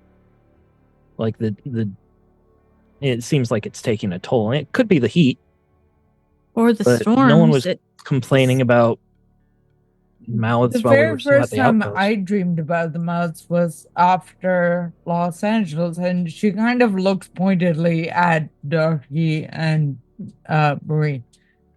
Like, on the plane ride back was the first time I dreamt about the mouths. No, this was after or during that horrible, horrible dust storm. Perhaps this means that we are getting closer to our destination. If our dreams have been influenced by our proximity to sites. Maybe. I don't want John to dream about that stuff. I don't want any of us, anyone, to have to dream of this. No. Just wonder if maybe we should tell them a bit more of the story. I mean, no, I don't. I apologies. Continue. Well, we're going somewhere that may not be a pleasant place, and you know, Captain Lewis, you know, he's a jerk, but you know, I think everyone deserves to know what they're headed towards. Louis, he's Captain Louis. That's what I said. No, you said Lewis. What's the difference? One is Louis, one's Lewis. Okay. It's all the same, Willie. There's a difference. So the captain, you know, he may not be nice, but he still deserves to know what he's going into. I just worry. Not nice? He's very nice. And she just kind of shakes her head. Knowledge is both a blessing and a curse. And I worry that the more we tell them, they'll forever be tainted. But it seems that they're being tainted by our proximity anyways. So I would say that these are gentlemen that are well trained for the horrors of the world. And while I agree, the locations that we have run across of late are certainly not the types of things that they've seen before, but they are much better equipped to handle themselves than we were, and we still are, in fact. I hear your concerns. One of the things that I had found out, or that we had found out in Savannah and Joy Grove, was that the ritual circles that were drawn there were to prevent. But at the time, they said that it was to prevent being seen by something incredibly powerful. But I did try to recreate that ritual when my father said he was having bad dreams, and he stopped having bad dreams. And I don't know if it's because of this or what, but if you are all willing to try, I am willing to try and recreate the symbology. I don't have the notebook. I copied it down anymore. I lost that in Cookbook, so it'll have to be from memory. But have to do this ritual every single night, though, too, and they would ask what we're doing, wouldn't they? Well, I'd like I to just think try with honesty is always the best option. before we broaden it. if we're Shyma, gonna try it. and I think just that explanation that, we even discussed with the Italians that we research things that connect to different belief systems. And if these gentlemen have shared with us that they've been having nightmares, this is a way to try to help them with that. We don't have to tell them the whole story. End up thinking we're a bit crazy, though, if we start drawing little marks on the ground around their tents. I think they're probably already considering us an odd group to be traveling across a land far from home for things that they don't understand. Dominic kind of looks down. She's like, yeah, I've Mr. Price already told John some things, and I told all of them some things, and I told John about my involvement with some things as well. So there's certainly, at least a few of them know we're not completely, I don't know. Well, do you feel strongly that it feels that we generally don't think that telling them all of the information now will serve us any benefit? Okay, I'm the new guy in the group. I don't really get to decide what goes on here. I owe Frank a favor. All I know is that if Frank wasn't upfront with me about what you guys were getting into, I'd be pretty pissed to find out later. Yeah. That's sort of why I told John what I told him when I told him, because I was asking for a fair bit of help. And it felt wrong to make everything seem better than it was. So I don't know. If we do tell them, maybe Miss Mesquite can figure out a way to tell them, because you were much better at talking to people about that kind of thing. We can consider how to at least crack the door open to some of this when the time comes, though. And Marie kind of looks to Bev, since we were sort of volunteered for this. When the time comes, though, right? Not right this minute. Maybe we start at dinner. Well, hey, you guys are the smart ones around here. I just wanted to make sure I didn't break a rib, because man, that is sore. And I start tucking in my shirt and put my tunic like back that on. before in wrestling. You'll be fine. And at that, It was a big fall, though. Marie is going to unwrap the bruise on her arm. And kind of like right in front of Will.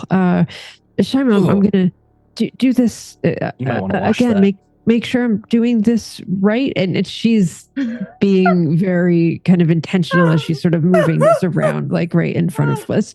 Hurts just like the Dickens. And she's kind of rewrapping it again. And she's superficially looking for Shyma's approval, but she's really just shoving this in Will's face. Yeah, Marie, not to be rude, but that's understand the point that's been trying to be made, so it's very earnestly looking.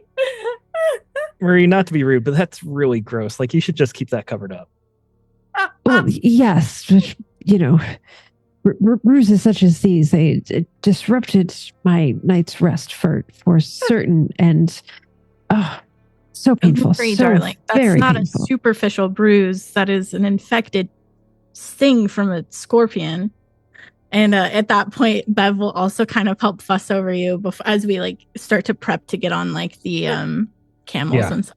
As you break your little group chat, you notice that as you're climbing on your camels, Jerome was like 5-10 feet from you, just kind of like watching you, and you can see he was like sipping from his goats and like water skin.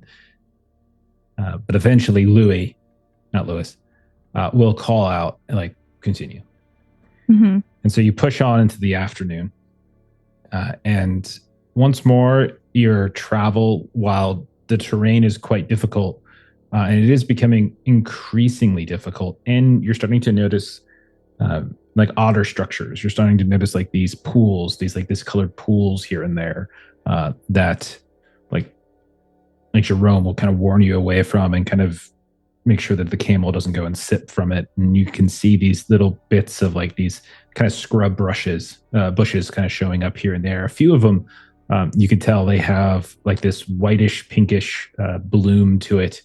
Like at one point, Shyma, like Jean will like grab one and he'll come over and he'll just lay a few like right over like the blanket that's on your camel, and kind of gives you a nice little smile, and then just sort of like catches up with some of his legion friends. Anyone who is talking to her definitely sees her blush a little. Shyma is the most determined flirt. I thought Bev was going to be the flirt. I mean, Up your game, Ashley. Bev may settle down with Moreau one day. We'll see if we live. Really? You already asked her, but you're sleeping mad now. It's like, he's not responding to any of my letters. Oh, I'm sorry. It's 1937. You could call him. She's called him too. Oh dear. I don't recall that. Oh, okay. Dear.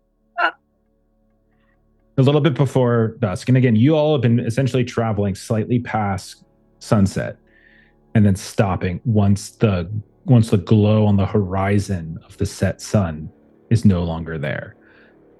Just before dusk, when the sun is still above the horizon, you all crest over a ridge and the wind starts to rise a bit. Some of you with your scars, your SARS, whatever it is you might have that's wrapped around, kind of flickers a bit. It kind of carries a little bit of grit, but it's not like a full storm. And when you look down this ridge, you can see this low-walled station, and it's something constructed, or at least the remnants of it. And it's kind of slumped at the base of this pass that you're coming down. And you can see that like there's a mixture of stone and ash that are kind of blending with the dust that's swirling about.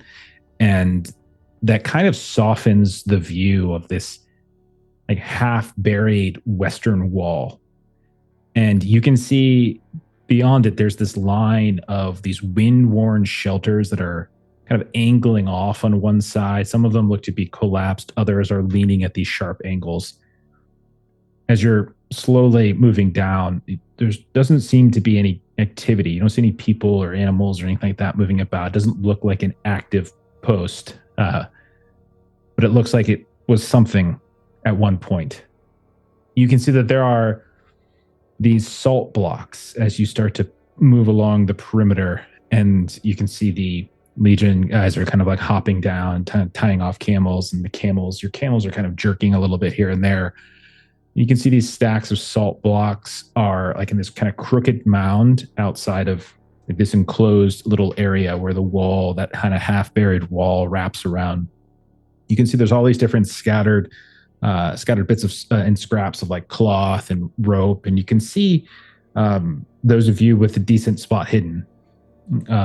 You can see like these patterns in the dirt that aren't quite getting washed away by the wind, protected by that half-buried wall. And they're kind of like, some of them are swirling. Some of them are like towards the edges where the wall doesn't protect it, kind of cover it up here and there. You can even hear the sounds of this canvas flapping against the wall. Like, and it's like pinned against something heavy. You can see like something that's kind of keeping it. And they're also, at the center of all of this, there is a stone covered well. And otherwise it's a very quiet and unassuming ruin of something. But Louis will call out, like, it is a bit early for today, but this appears to be a particularly fortuitous place to stop. So we will end early, and we will begin early in the morning to compensate.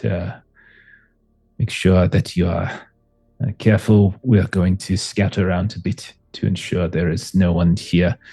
Sometimes there are, if the resistance is particularly acute, in this area, they could be waiting here, using this as bait. So be very careful, look around, see if you can find anything of use.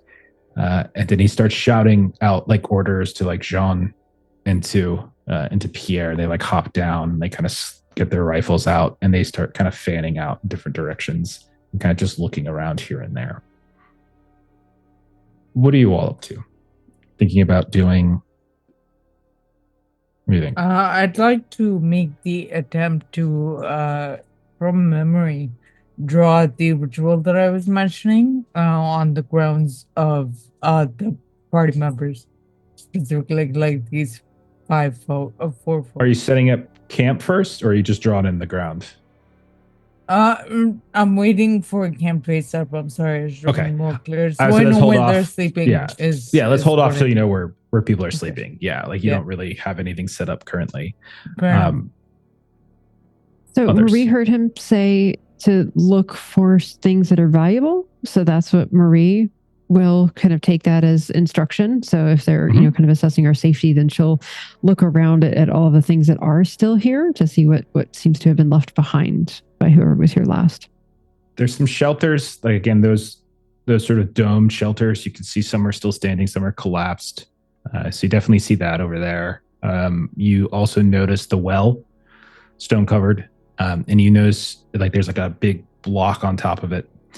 And then there is also some salt blocks. You've seen these as well, especially when you were in Saborimo. You could see that many caravans were kind of moving them around. You guys aren't trading with salt, but there's tons of salt traders. But those are things that you might be interested in. So Marie would go to the first. You said kind of the tents and the little structures there. Yeah. That's what when you head over. There's essentially like 2 batches. There's one that looks to have been collapsed, like a couple that look to have been collapsed. And as you get over, you can see like there's rubble. There also looks to be scorch marks that are kind of trailing outward, and these like sort of finger-like streaks from it. So you can tell like fire might have been involved. You can see there's some others that are intact. One of them specifically still holds like this kind of wooden frame, that kind of acacia branches you've seen before. And you can see that there's like these carvings, these markings in them. And so that's what Marie goes and looks at. What were you going to say, Bev? Does it look like this was like a conflict with the Italians? Like maybe someone fled here? Does it look like things were left in a hurry since things are still left behind? How would you want to go about trying to investigate that? You've said that there were swirls and stuff, so she's gonna look and see if maybe like trucks or something, or like what the curves and patterns in the dirt. Yeah. So you do notice, like, again, there's like this half buried wall that kind of encompasses most of the area, and you can see in the middle of it, there's the well, and then to one side there are all these different these little dwellings, these shelters that Marie is looking at. But you noticed in the ground, there's all these different like curves and patterns and such. And when you look at them, you find like this grouping, they're all looping, like these curved loops, they're kind of intersecting. And they never really break at any point, it looks like. But as you're watching, first of all, they're not tire tracks. Like you can tell immediately they're not that. But they do look like, and they also don't look like naturally formed. They don't. It just looks like cracks in the ground. You've seen so many of those over the past, at this point, 5-6 days that you've been traveling now, that you know it's not. But you can just see like someone carved or dragged something through it.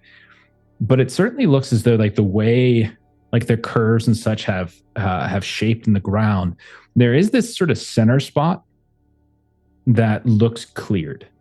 Give me an anthropology test, Bev, or an occult. I'll take either one of those. I'll do anthropology.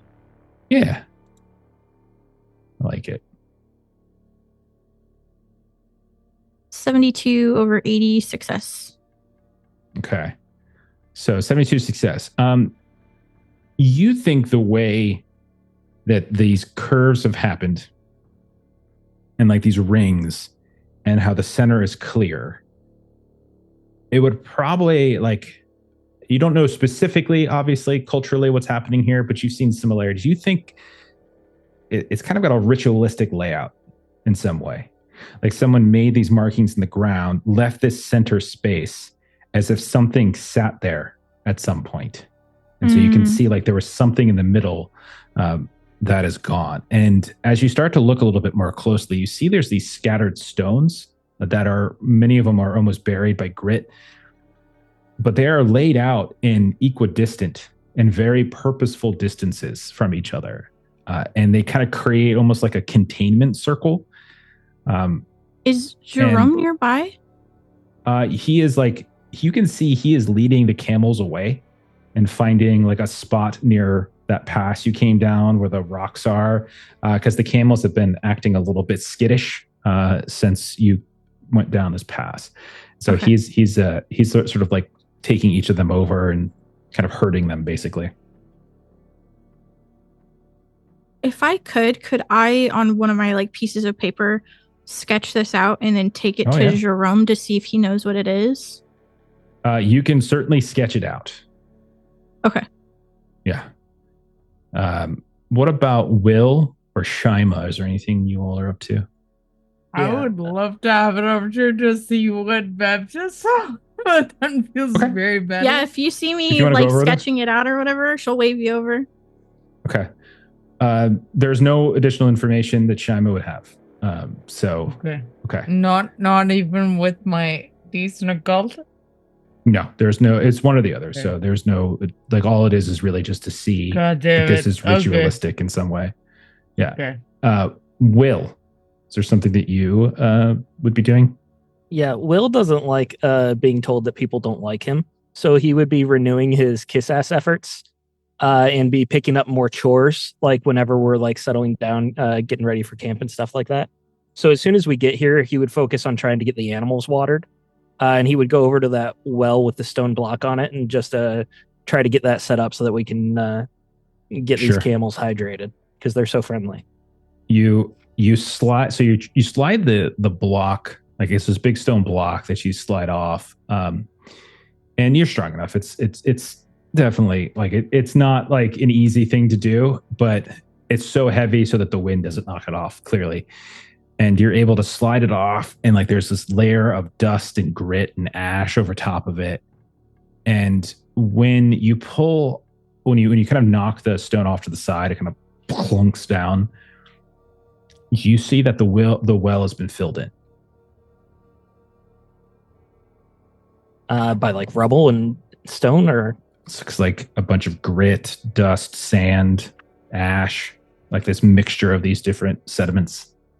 Yeah, I would, I guess, like light a match and just drop it down there just to try and see if it lights anything up more. It's literally like right up to the all the top. Way up, like literally just inches below the rim. I would look around for Captain Jean or Pierre. It just you don't see them. We're going thirsty tonight, y'all. Roll a spot hidden. 45 spot hidden. Rolled a 70. I do not have enough luck to make that a success. Ooh. Fair enough.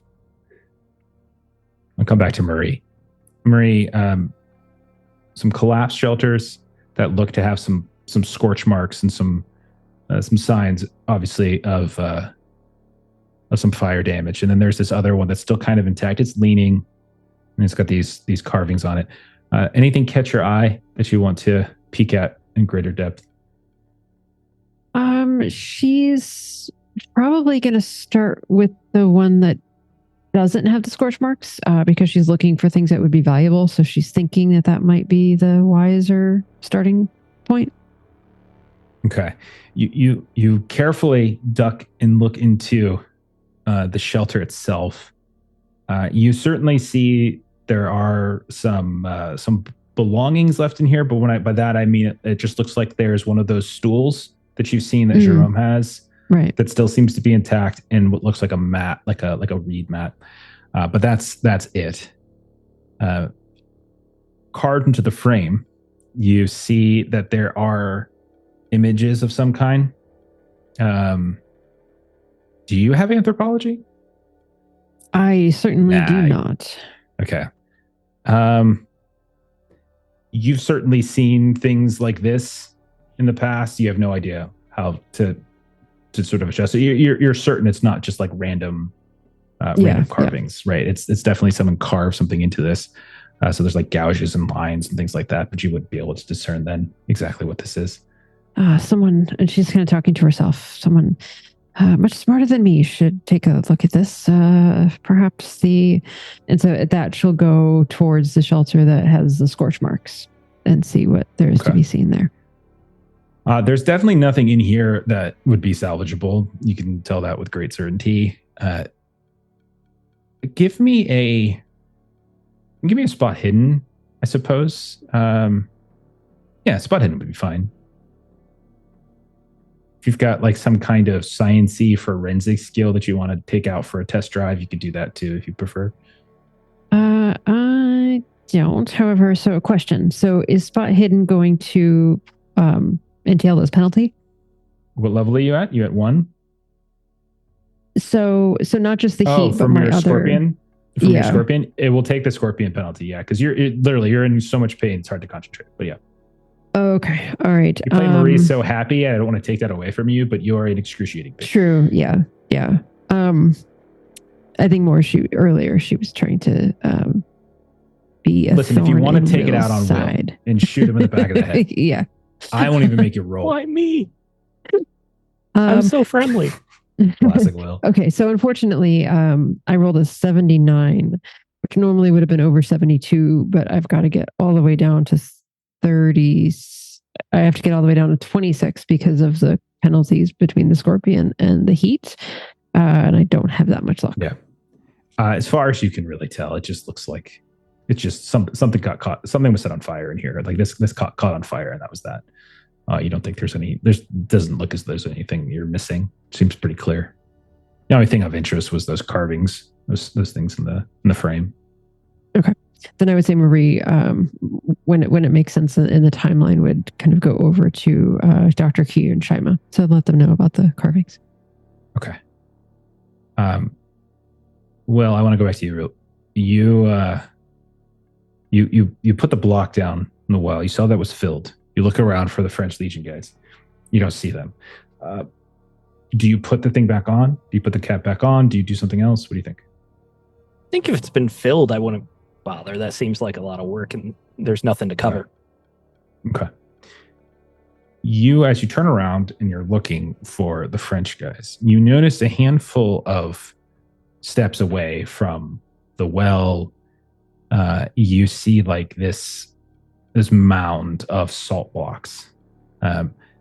And you almost do a double take as you turn around because you're looking specifically for the guys. And you almost think for a second that Louis is like sitting in them. And then you kind of look again and you realize like your mind was just sort of playing tricks on you for a moment because the mound of these salt blocks looks and resembles essentially like a seated figure. And you can see that there are like some sort of flying insect of some kind sort of buzzing around where it looks like salt has kind of spilled around as well. And it's just a handful of feet from the well. So you would see it. I would go over and look a little more closely at the salt blocks. If anything, there's no way to water camels anyways. So we got time to kill. And who knows, maybe camels like salt blocks. I know horses do. Do you have... Okay. You basically see there's insects. There's these big black glistening insects flying around, clustering, it seems, over what looks like one of the salt mounds has like a hollow in it. And it's kind of oily and glistening. And you can see that seems to be where these these beetles, basically, like these big beetles, these big hunking like scarab, not so big like comic size, but they're like clumping, and some of them will pop up and fly, and then others will land. And there's like a good, they're not attacking you or anything like that, but there's a bunch of them. Do you have biology by chance? Probably not. Let me check. It would be like a science skill, right? Yeah, natural world, I suppose. Could also apply. I do have natural world. I don't have biology. I'll take natural world since it makes sense. Or maybe just survival desert. No. So this is more of a knowledge. Natural thing. world is 40. I rolled a 48. I will spend the 8 luck, dropping me down to 8 total luck to pass. Okay. Wow. Well, you're the, like you've already mentioned it, you're the new guy on the team, so you haven't had necessarily as much experience, but you were in Bangkok, and you did break into an apartment of Daniel Lohman, and you looked at a case filled with all sorts of different vials of some weird substance, and looking at this glistening, like kind of oily residue. There's not much of it. It's definitely like, it looks like it's wet, but it's really not. It's dried. It's just kind of glistening in that way. And it reminds you of the substance that you saw in that case. And when you look at the impression in like where these things are huddling around, the beetles will kind of fly up as you get close, and they'll kind of scatter at your presence. And you can see that, like, in the, like, almost carved into that block, it actually looks a lot like the thing that has grown on the forearm of Patrick. It's not there, but it has that shape. Like, at one point, maybe sitting on here, there might have been a mouth similar to what's on Patrick's arm. It's not unsettling. Will would take out his bayonet, the bayonet he's had since he was a French Foreign Legionnaire. He left the rifle, but he kept the knife. And he would kind of like flick off some of these bugs just to like clear them away from this salt, specifically the part that looks different. And he would just try to like chip away a chunk of it. And then he would take, like, the handkerchief that he has covering for the dust. He would shake it off as best he can and try to like chip a piece into the handkerchief to like take a sample.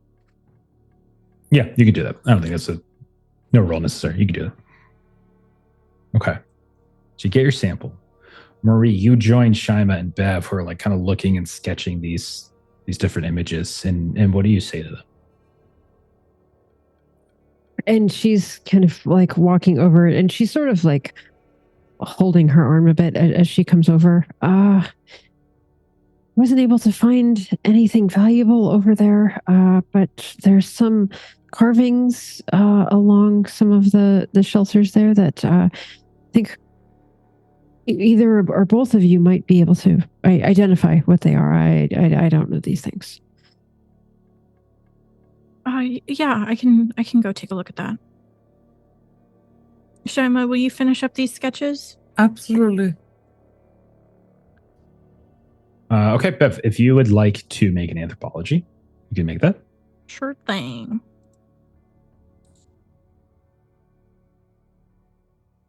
$89/80. I'll spend the 9. Okay. Good thing you don't have heat.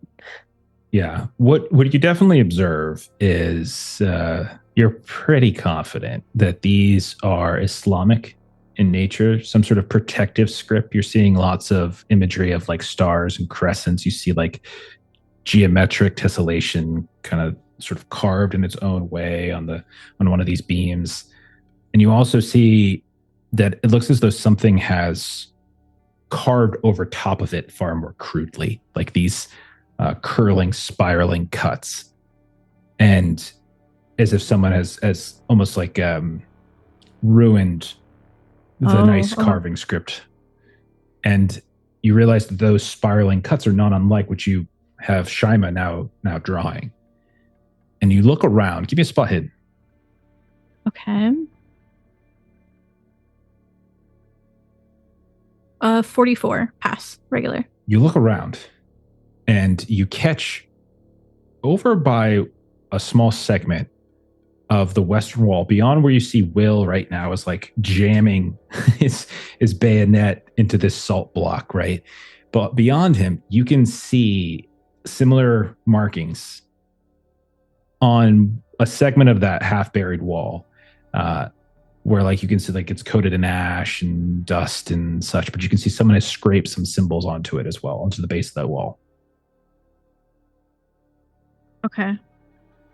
Like the swirling symbols? Or I would say you see symbols. If you want to approach and look a little bit more closely, you certainly could. How'd you do? You rolled just a regular success, right? a regular, yeah. Okay.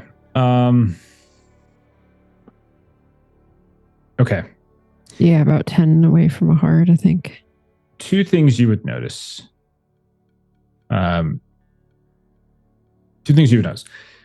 There are like these symbols that have been carved into the wall, layered over top of each other. They certainly look different. Some of them look local, like you just looked at. Some of them look far more alien. I'm trying to remember. Who went to the farm in LA? Marie and Reverend? Pastor Wood. Was it Pastor Wood? I think it was Pastor Wood. Yeah. He got bit by a cat. Okay. Pyramid wasn't there. Bev, you recognize a few of the composite wards that you saw in Savannah that Shyma and you kind of looked at when you were in that Joy Grove, Joy Grove Sanitarium. There are some like crosshatch patterns and some chevrons, things like that. You also notice something scrawled. Do you speak Arabic? I don't. I speak Latin. Okay. You would recognize the script for Arabic. Okay. You would recognize. You could very, very clearly tell that it's written, and you could document it, but you wouldn't know how to interpret it. Okay. That's what you see.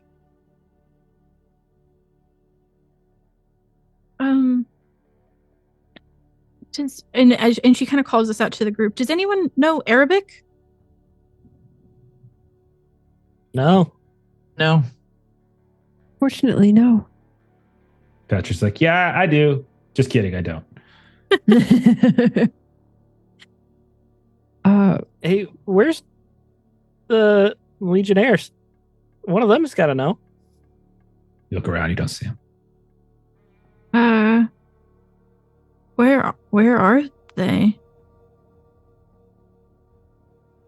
That's a good question. I thought they were Maria looked somewhere that she can try to get to high ground, and she might be able to. You hear a loud crack. By the way, you look over and you see like Jerome has sort of unfurled this little whip. He's not hitting the camels with it. He's sort of using it as a sound in front of them to kind of get them sort of moving. They seem to be acting a little bit skittishly.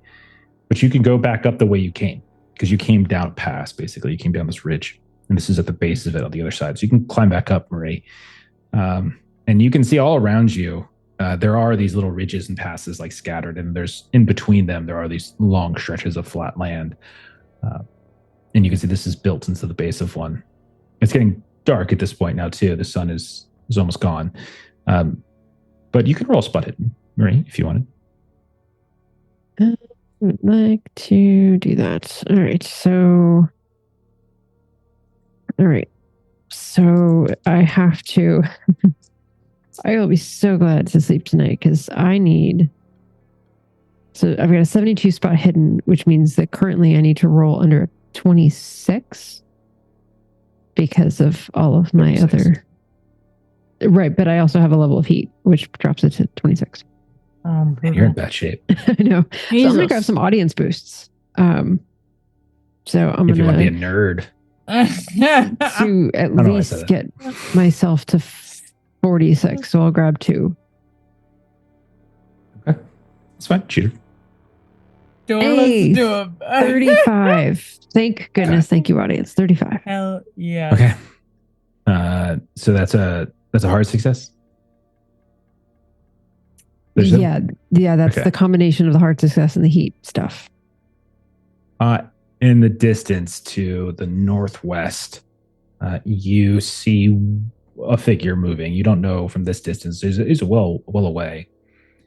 You can see him moving away from camp, and around a bend. You think it's one of the Legionnaires. Like, you don't see any reason why it wouldn't, but you only see one of them, and you're nowhere close. Like, you're up on this ridge. You're looking out and over and across this little encampment, and so you can just see they're moving about. Like, gun kind of goes up into the ridge here a bit and kind of looks out onto the flat land and kind of continues forward.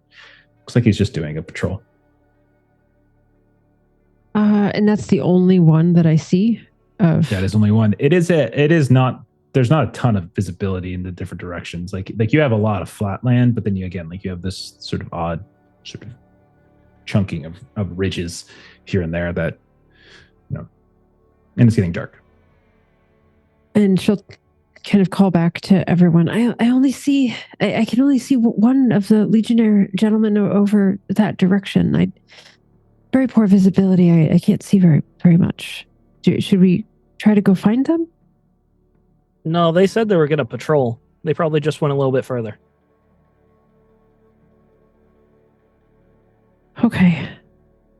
Are we camping here? This is the site of some sort of ritual. Like, it in the hut, it looked like there was these beautiful carvings from some sort of like protection ritual, and then over top of it, something else seems to ruin them. And it matches the swirls, Shyma, that we saw. And outside? Yeah, and there seems to be Arabic, and I don't know it well enough to translate anything. Jerome, I gesture for him to. Ancient Islam does have elements of mysticism to it. It might be relevant to our broader scope, but it might just be a reference to the Islamic cultures of the Afar people or other people in this area.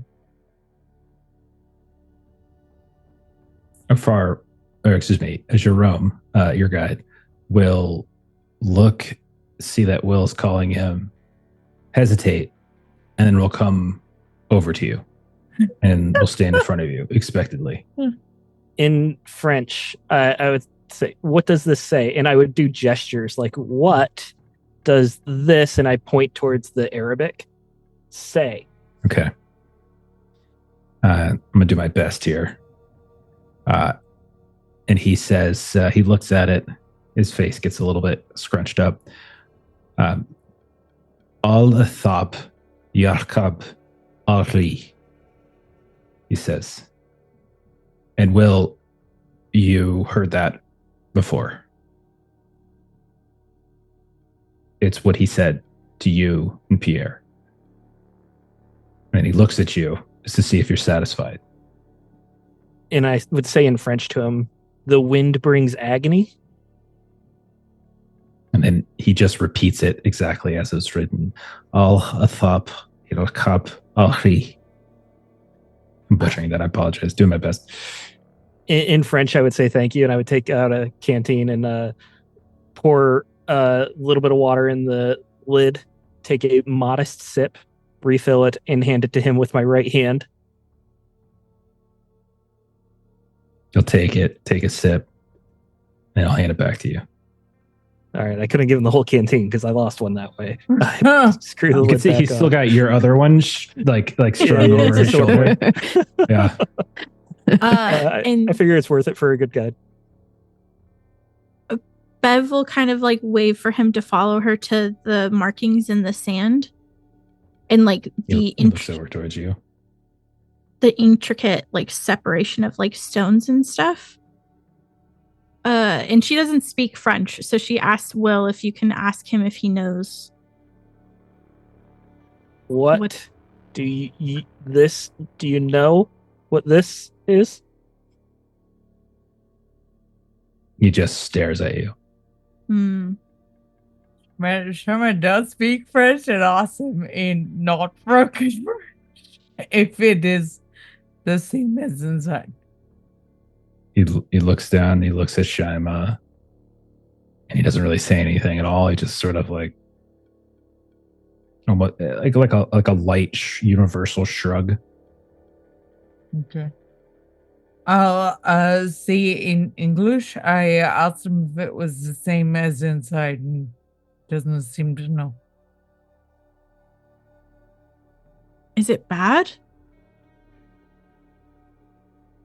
I'll say it in French. I just want to make it clear.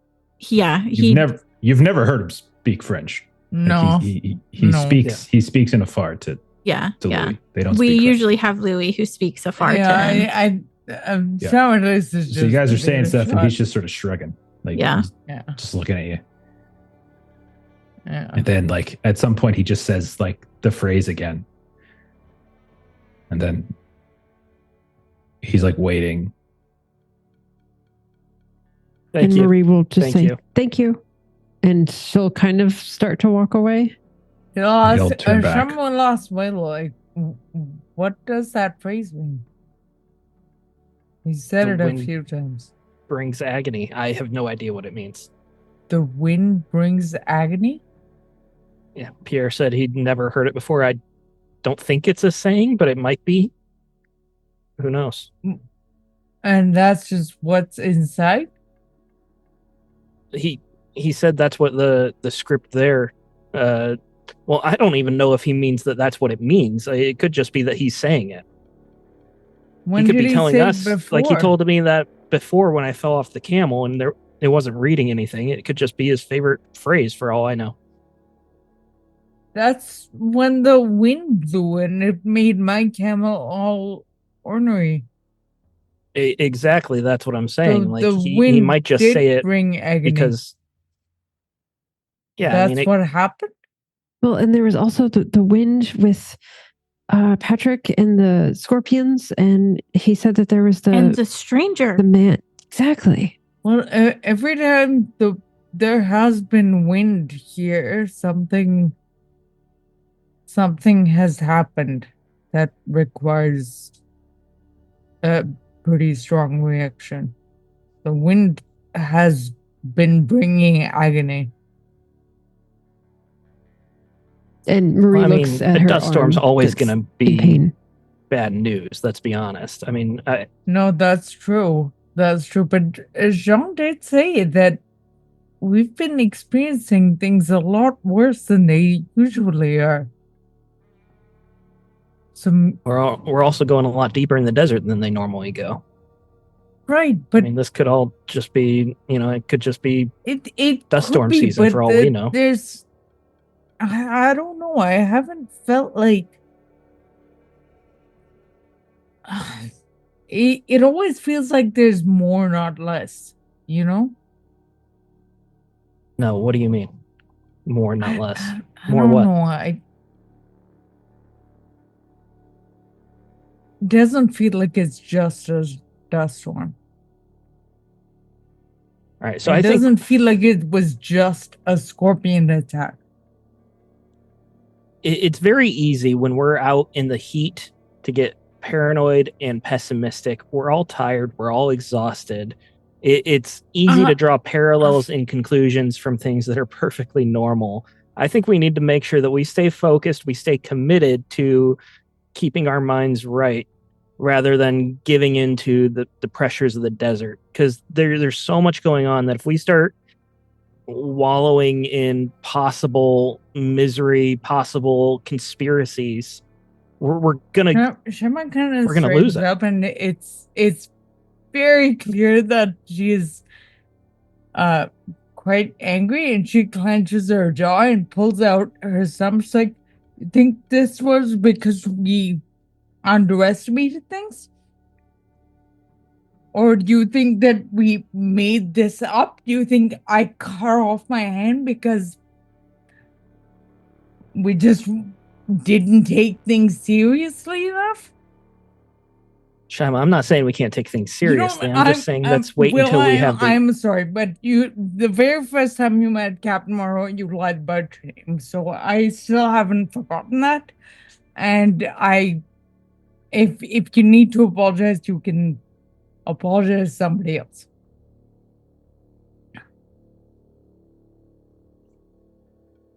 I deserted from the Foreign Legion. I'm not exactly ashamed of it. If you were stuck in that shithole, you'd desert too. I mean, I lied about my name to get out of trouble. I don't see what that has to do with anything here. This is what I'm talking about. We're getting upset. We're frustrated. We just need to make sure that we keep our heads, on straight. I'm not saying we can't. Right. I'm not taking this as serious as I ought to. You're right. The heat is just obviously it's getting to all of us. This is a stressful situation to be in, but I don't know if we should sleep here. Well, you will decide what you would like me to do. Every time there has been something dangerous to do, I'm involved. So just tell me what you would like me to do. And Shyma kind of turns on her heel and kind of walks away. Dr. Q, we don't really get to decide where we sleep. Our guides do. It's getting close to night. Sure, we came in here a bit early, but there are only so many stops in the desert. Like, we could push on for an hour and then we might be sleeping out in the open. I don't think pushing on is a good idea either. Well, Dr. Key, perhaps we inform the captain of what we've seen, and he may be able to assist with the praise and some of these things. I think we usually have a intermediary that we don't currently have. Perhaps we share what we've seen and our concerns. We have to find him first, don't we? It would appear. Back from their patrol. Who knows? Maybe they found some sort of carcass. They stopped to check it out. It's not like we can move on without him. We got no choice but to wait here. Okay. Is anyone doing anything in the interim? So did they leave sort of the camp making supplies with us that we could be useful? Yeah, you have 2 pack camels basically that have your supplies in them. And when you look up, by the way, and you see Jerome, he is literally herding the camels away from the site. And you can see he is literally walking kind of westwardly away from, actually no, it would be eastwardly away from this site. You can see he's just kind of herding them. Didn't say anything to you guys, and he's not racing away, and he's just and he's kind of going over this, and he has lines tied between a few of them, so they're all kind of going together. He knows what he's doing, and you just see he's pushing them away. So it appears that he had a similar thought then, Dr. Key. He is why I think we should maybe not sleep here. And animals do tend to be skittish in places where they can pick up on things that we can't. What are you suggesting? That we get on the camels and we go off with Jerome and we just leave the rest? No, I mean, if he's leading them off someplace to rest elsewhere. So perhaps we go to the nearest legionnaire that I had seen and just make sure that they are aware that Jerome is relocating in that direction with the camels, and if we're going to set up our tents for the night, that it would not be here. And Marie, what happens when you get halfway there and their winds of agony pick up and you were caught in a dust storm? We got no idea where that legionnaire is, no idea where this camp is. Well, our camels are going that way and the legionnaires are over there, so we can stay here by ourselves, or we can move closer to someone else. I'm not saying we should leave the camels. If Jerome's slowly walking, we can follow him. I'm saying that we shouldn't split up. Oh no, all of us should stay together. Absolutely.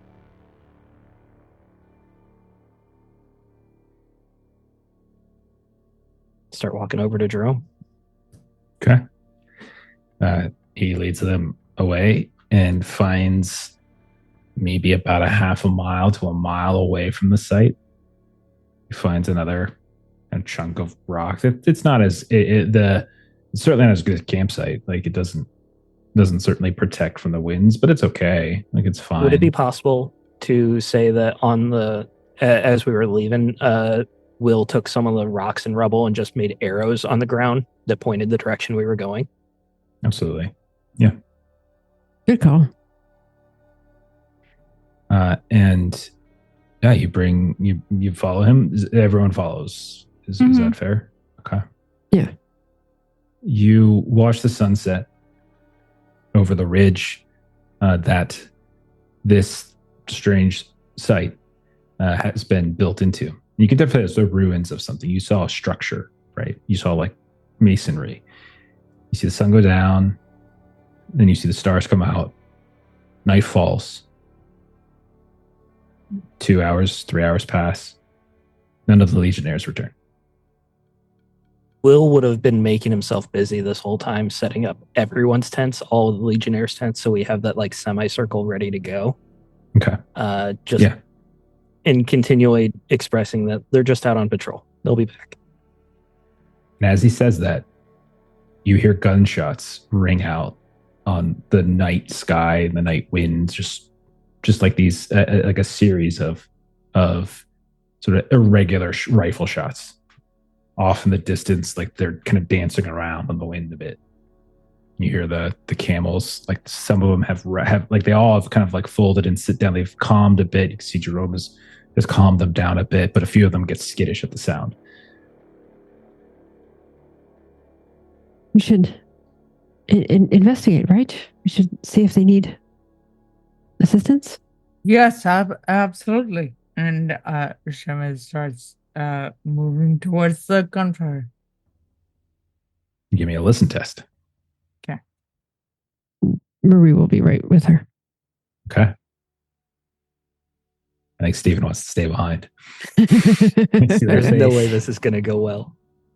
You guys were going into a desert. Yeah. Of one of the most dangerous places in the world. 97 fail. Is that no, it's a 50. It's not a crit fail, so thankfully. Okay. All right. Okay. So Shyma, you listen carefully. You hear a few more shots ring out, and you start moving in the direction of where you think you heard them from. And you said Marie is following her? Yes. Okay. Yes. Bev, Will, what are you doing? Will has the gun. Will would look at Bev. It's a bad idea to be wandering a desert at night with no guide.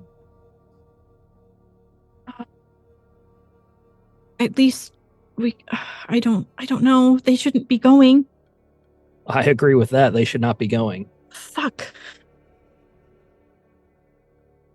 We said we would not split up. We need to go see what is happening. We're just standing around with someone that we can't communicate with.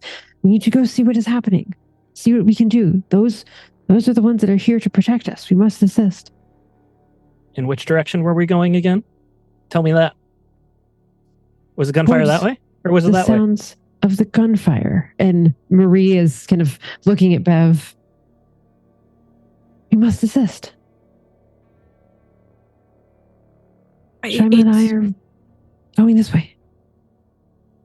Shyma's already started walking, to be clear.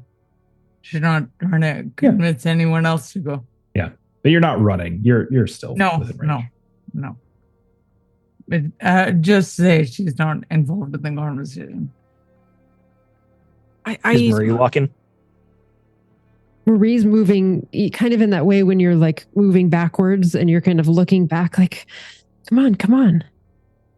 Will's just looking at Bev. I won't go alone. You have to come with me. How am I the one making this decision? I'm here to help you guys, but I can't help you if you're making stupid ass decisions. They've already gone.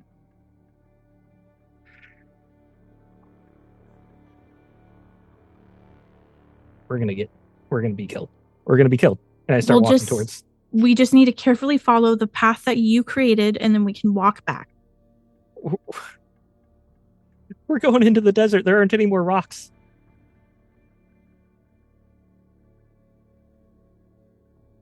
I'll try to do my best to mark the path we're going. Okay. Knowing that Shyma is moving forward with determination into the darkness of the desert, just wherever she heard the shots coming from.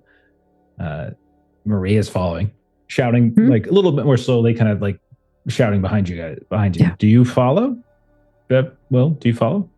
Yeah, probably at a slower pace as I'm trying to mark. Yeah, and Bev will go at the same pace as well. Maybe she's trying to make like a torch or something as we go. You would have light sources if you want. You would probably have like a lantern or something. You probably have been bringing with you, part of your supplies, if you wanted to pull that. And don't light it if you think that's a good idea. We'll light up in the middle of the night. Okay, I'll save it for when we need it, but I'll bring it. Yeah. So the four of you begin trudging off into the darkness of the desert. Credits roll. We all die. The winds kick up. A few more distant gunshots. And we're going to go ahead and we're going to end there for tonight. And we will pick up on That's the end of the campaign, guys. That's it. We're done. We'll figure out whether or not Patrick went with you or if he's hanging back with Jerome. You guys haven't even talked to him for like a really long time. He's so high on cocaine right now. Keeping his distance because he keeps making this like growling noise and it's really off-putting. You know he's got a freaking mouth on the. Anyhow, I still wouldn't like hearing it. Will the weenie? Who would have known? It's classic. Who would have what a coward. Willie, I'm going to keep calling you Willie now. Smart. Because names don't matter. So you are now Willie. I think, by the way, personal survival. Like I love that about Will. Like he's always been about personal survival. Will, you need to roll a sand test, by the way. Oh, great. Do it now because I'll forget. As you are acting against your drive, you're being very cautious. You're not actually being impulsive and adventurous. No, that's fair. I rolled a 25 under 51. Okay. You're okay. Oh, nice. 51 sand. Look at you. Yeah. I like being impulsive when there's fun and it's not certain death. If it's I feel like certain death's like the price for admission of a Call of Cthulhu game. Like, right? It's fine. Right? I lived through Bangkok. It's fine. Now if I die now, it's like whatever. If we were in a like bar full of like 20 armed men, Will would be right in there. But just wandering in the desert, that's not a fun time. There's no alcohol, there's no gunfire. Like, why would we want to do that? You have alcohol and we have guns. Lewis took it, the jerk. Right. That's right, your alcohol. Right. Louis he doesn't have his name stolen alcohol anymore. His name is spelled Louis, not Lewis. Yep. There you go. Louis. Just saying. Louis. You're literally pronouncing Lewis the name can wrong. still be spelled Louis though. I mean, if you're weird, sure. Not if you're French. He's a Frenchman. Louis. Louis. We're getting lost in the weeds. You guys are getting lost in the desert, but that's next week. He was going and he was like thinking about something to trail behind, and the first thing that popped in my head was pocket sand. And I was like, no, you're in a desert. That is not going to help you in the least. All right, let's do some closing plugs, then we'll get on out of here. So, Steven, enough of you. Maitreyi, where can we find you on the internet? I am Maitreyi games on YouTube, where I make system agnostic or multi-system tips of content that centers the GM and player experience. Fantastic. I held it up prematurely. Go ahead, Steven. Talk about your game. I made a tabletop RPG. It's called Huckleberry. You can find it at huckleberryrpg.com. If you want to make stupid decisions and get lost in a desert in a different system, Huckleberry is a good one to do it in. We just dropped a quick start that is entirely free. It's got a scenario bundled with that we actually just played, and we might be dropping a recording of that sometime soon. Check it out. There's no reason not to. It's free. You get between the pre-gens and the quick start, it's everything you need for a full scenario of Huckleberry. So yeah. Fantastic. Yeah, I got to edit that up a bit. Okay, so as for us, next game is Tuesday. We're off on Monday for probably the next, I think, at least 2 weeks, but we are coming back and we're working on plans right now. Tuesday, we are going to be doing more Perils and Princesses. Kipser runs that for us. Thursday, we've got Swords to the Serpentine. Friday is a Magnus Archives week. So Stephen will be hopping in and running us through that. And then we'll be back next Saturday to watch all these people die in a desert. It's fun. All right. We're going to... Excellent choices. We're going to rate Dead Elsie Gamer. They're playing some Pathfinder. So follow the raid. Have a great rest of your weekend. We'll see you all later. Bye-bye. Bye. I'll be seeing you.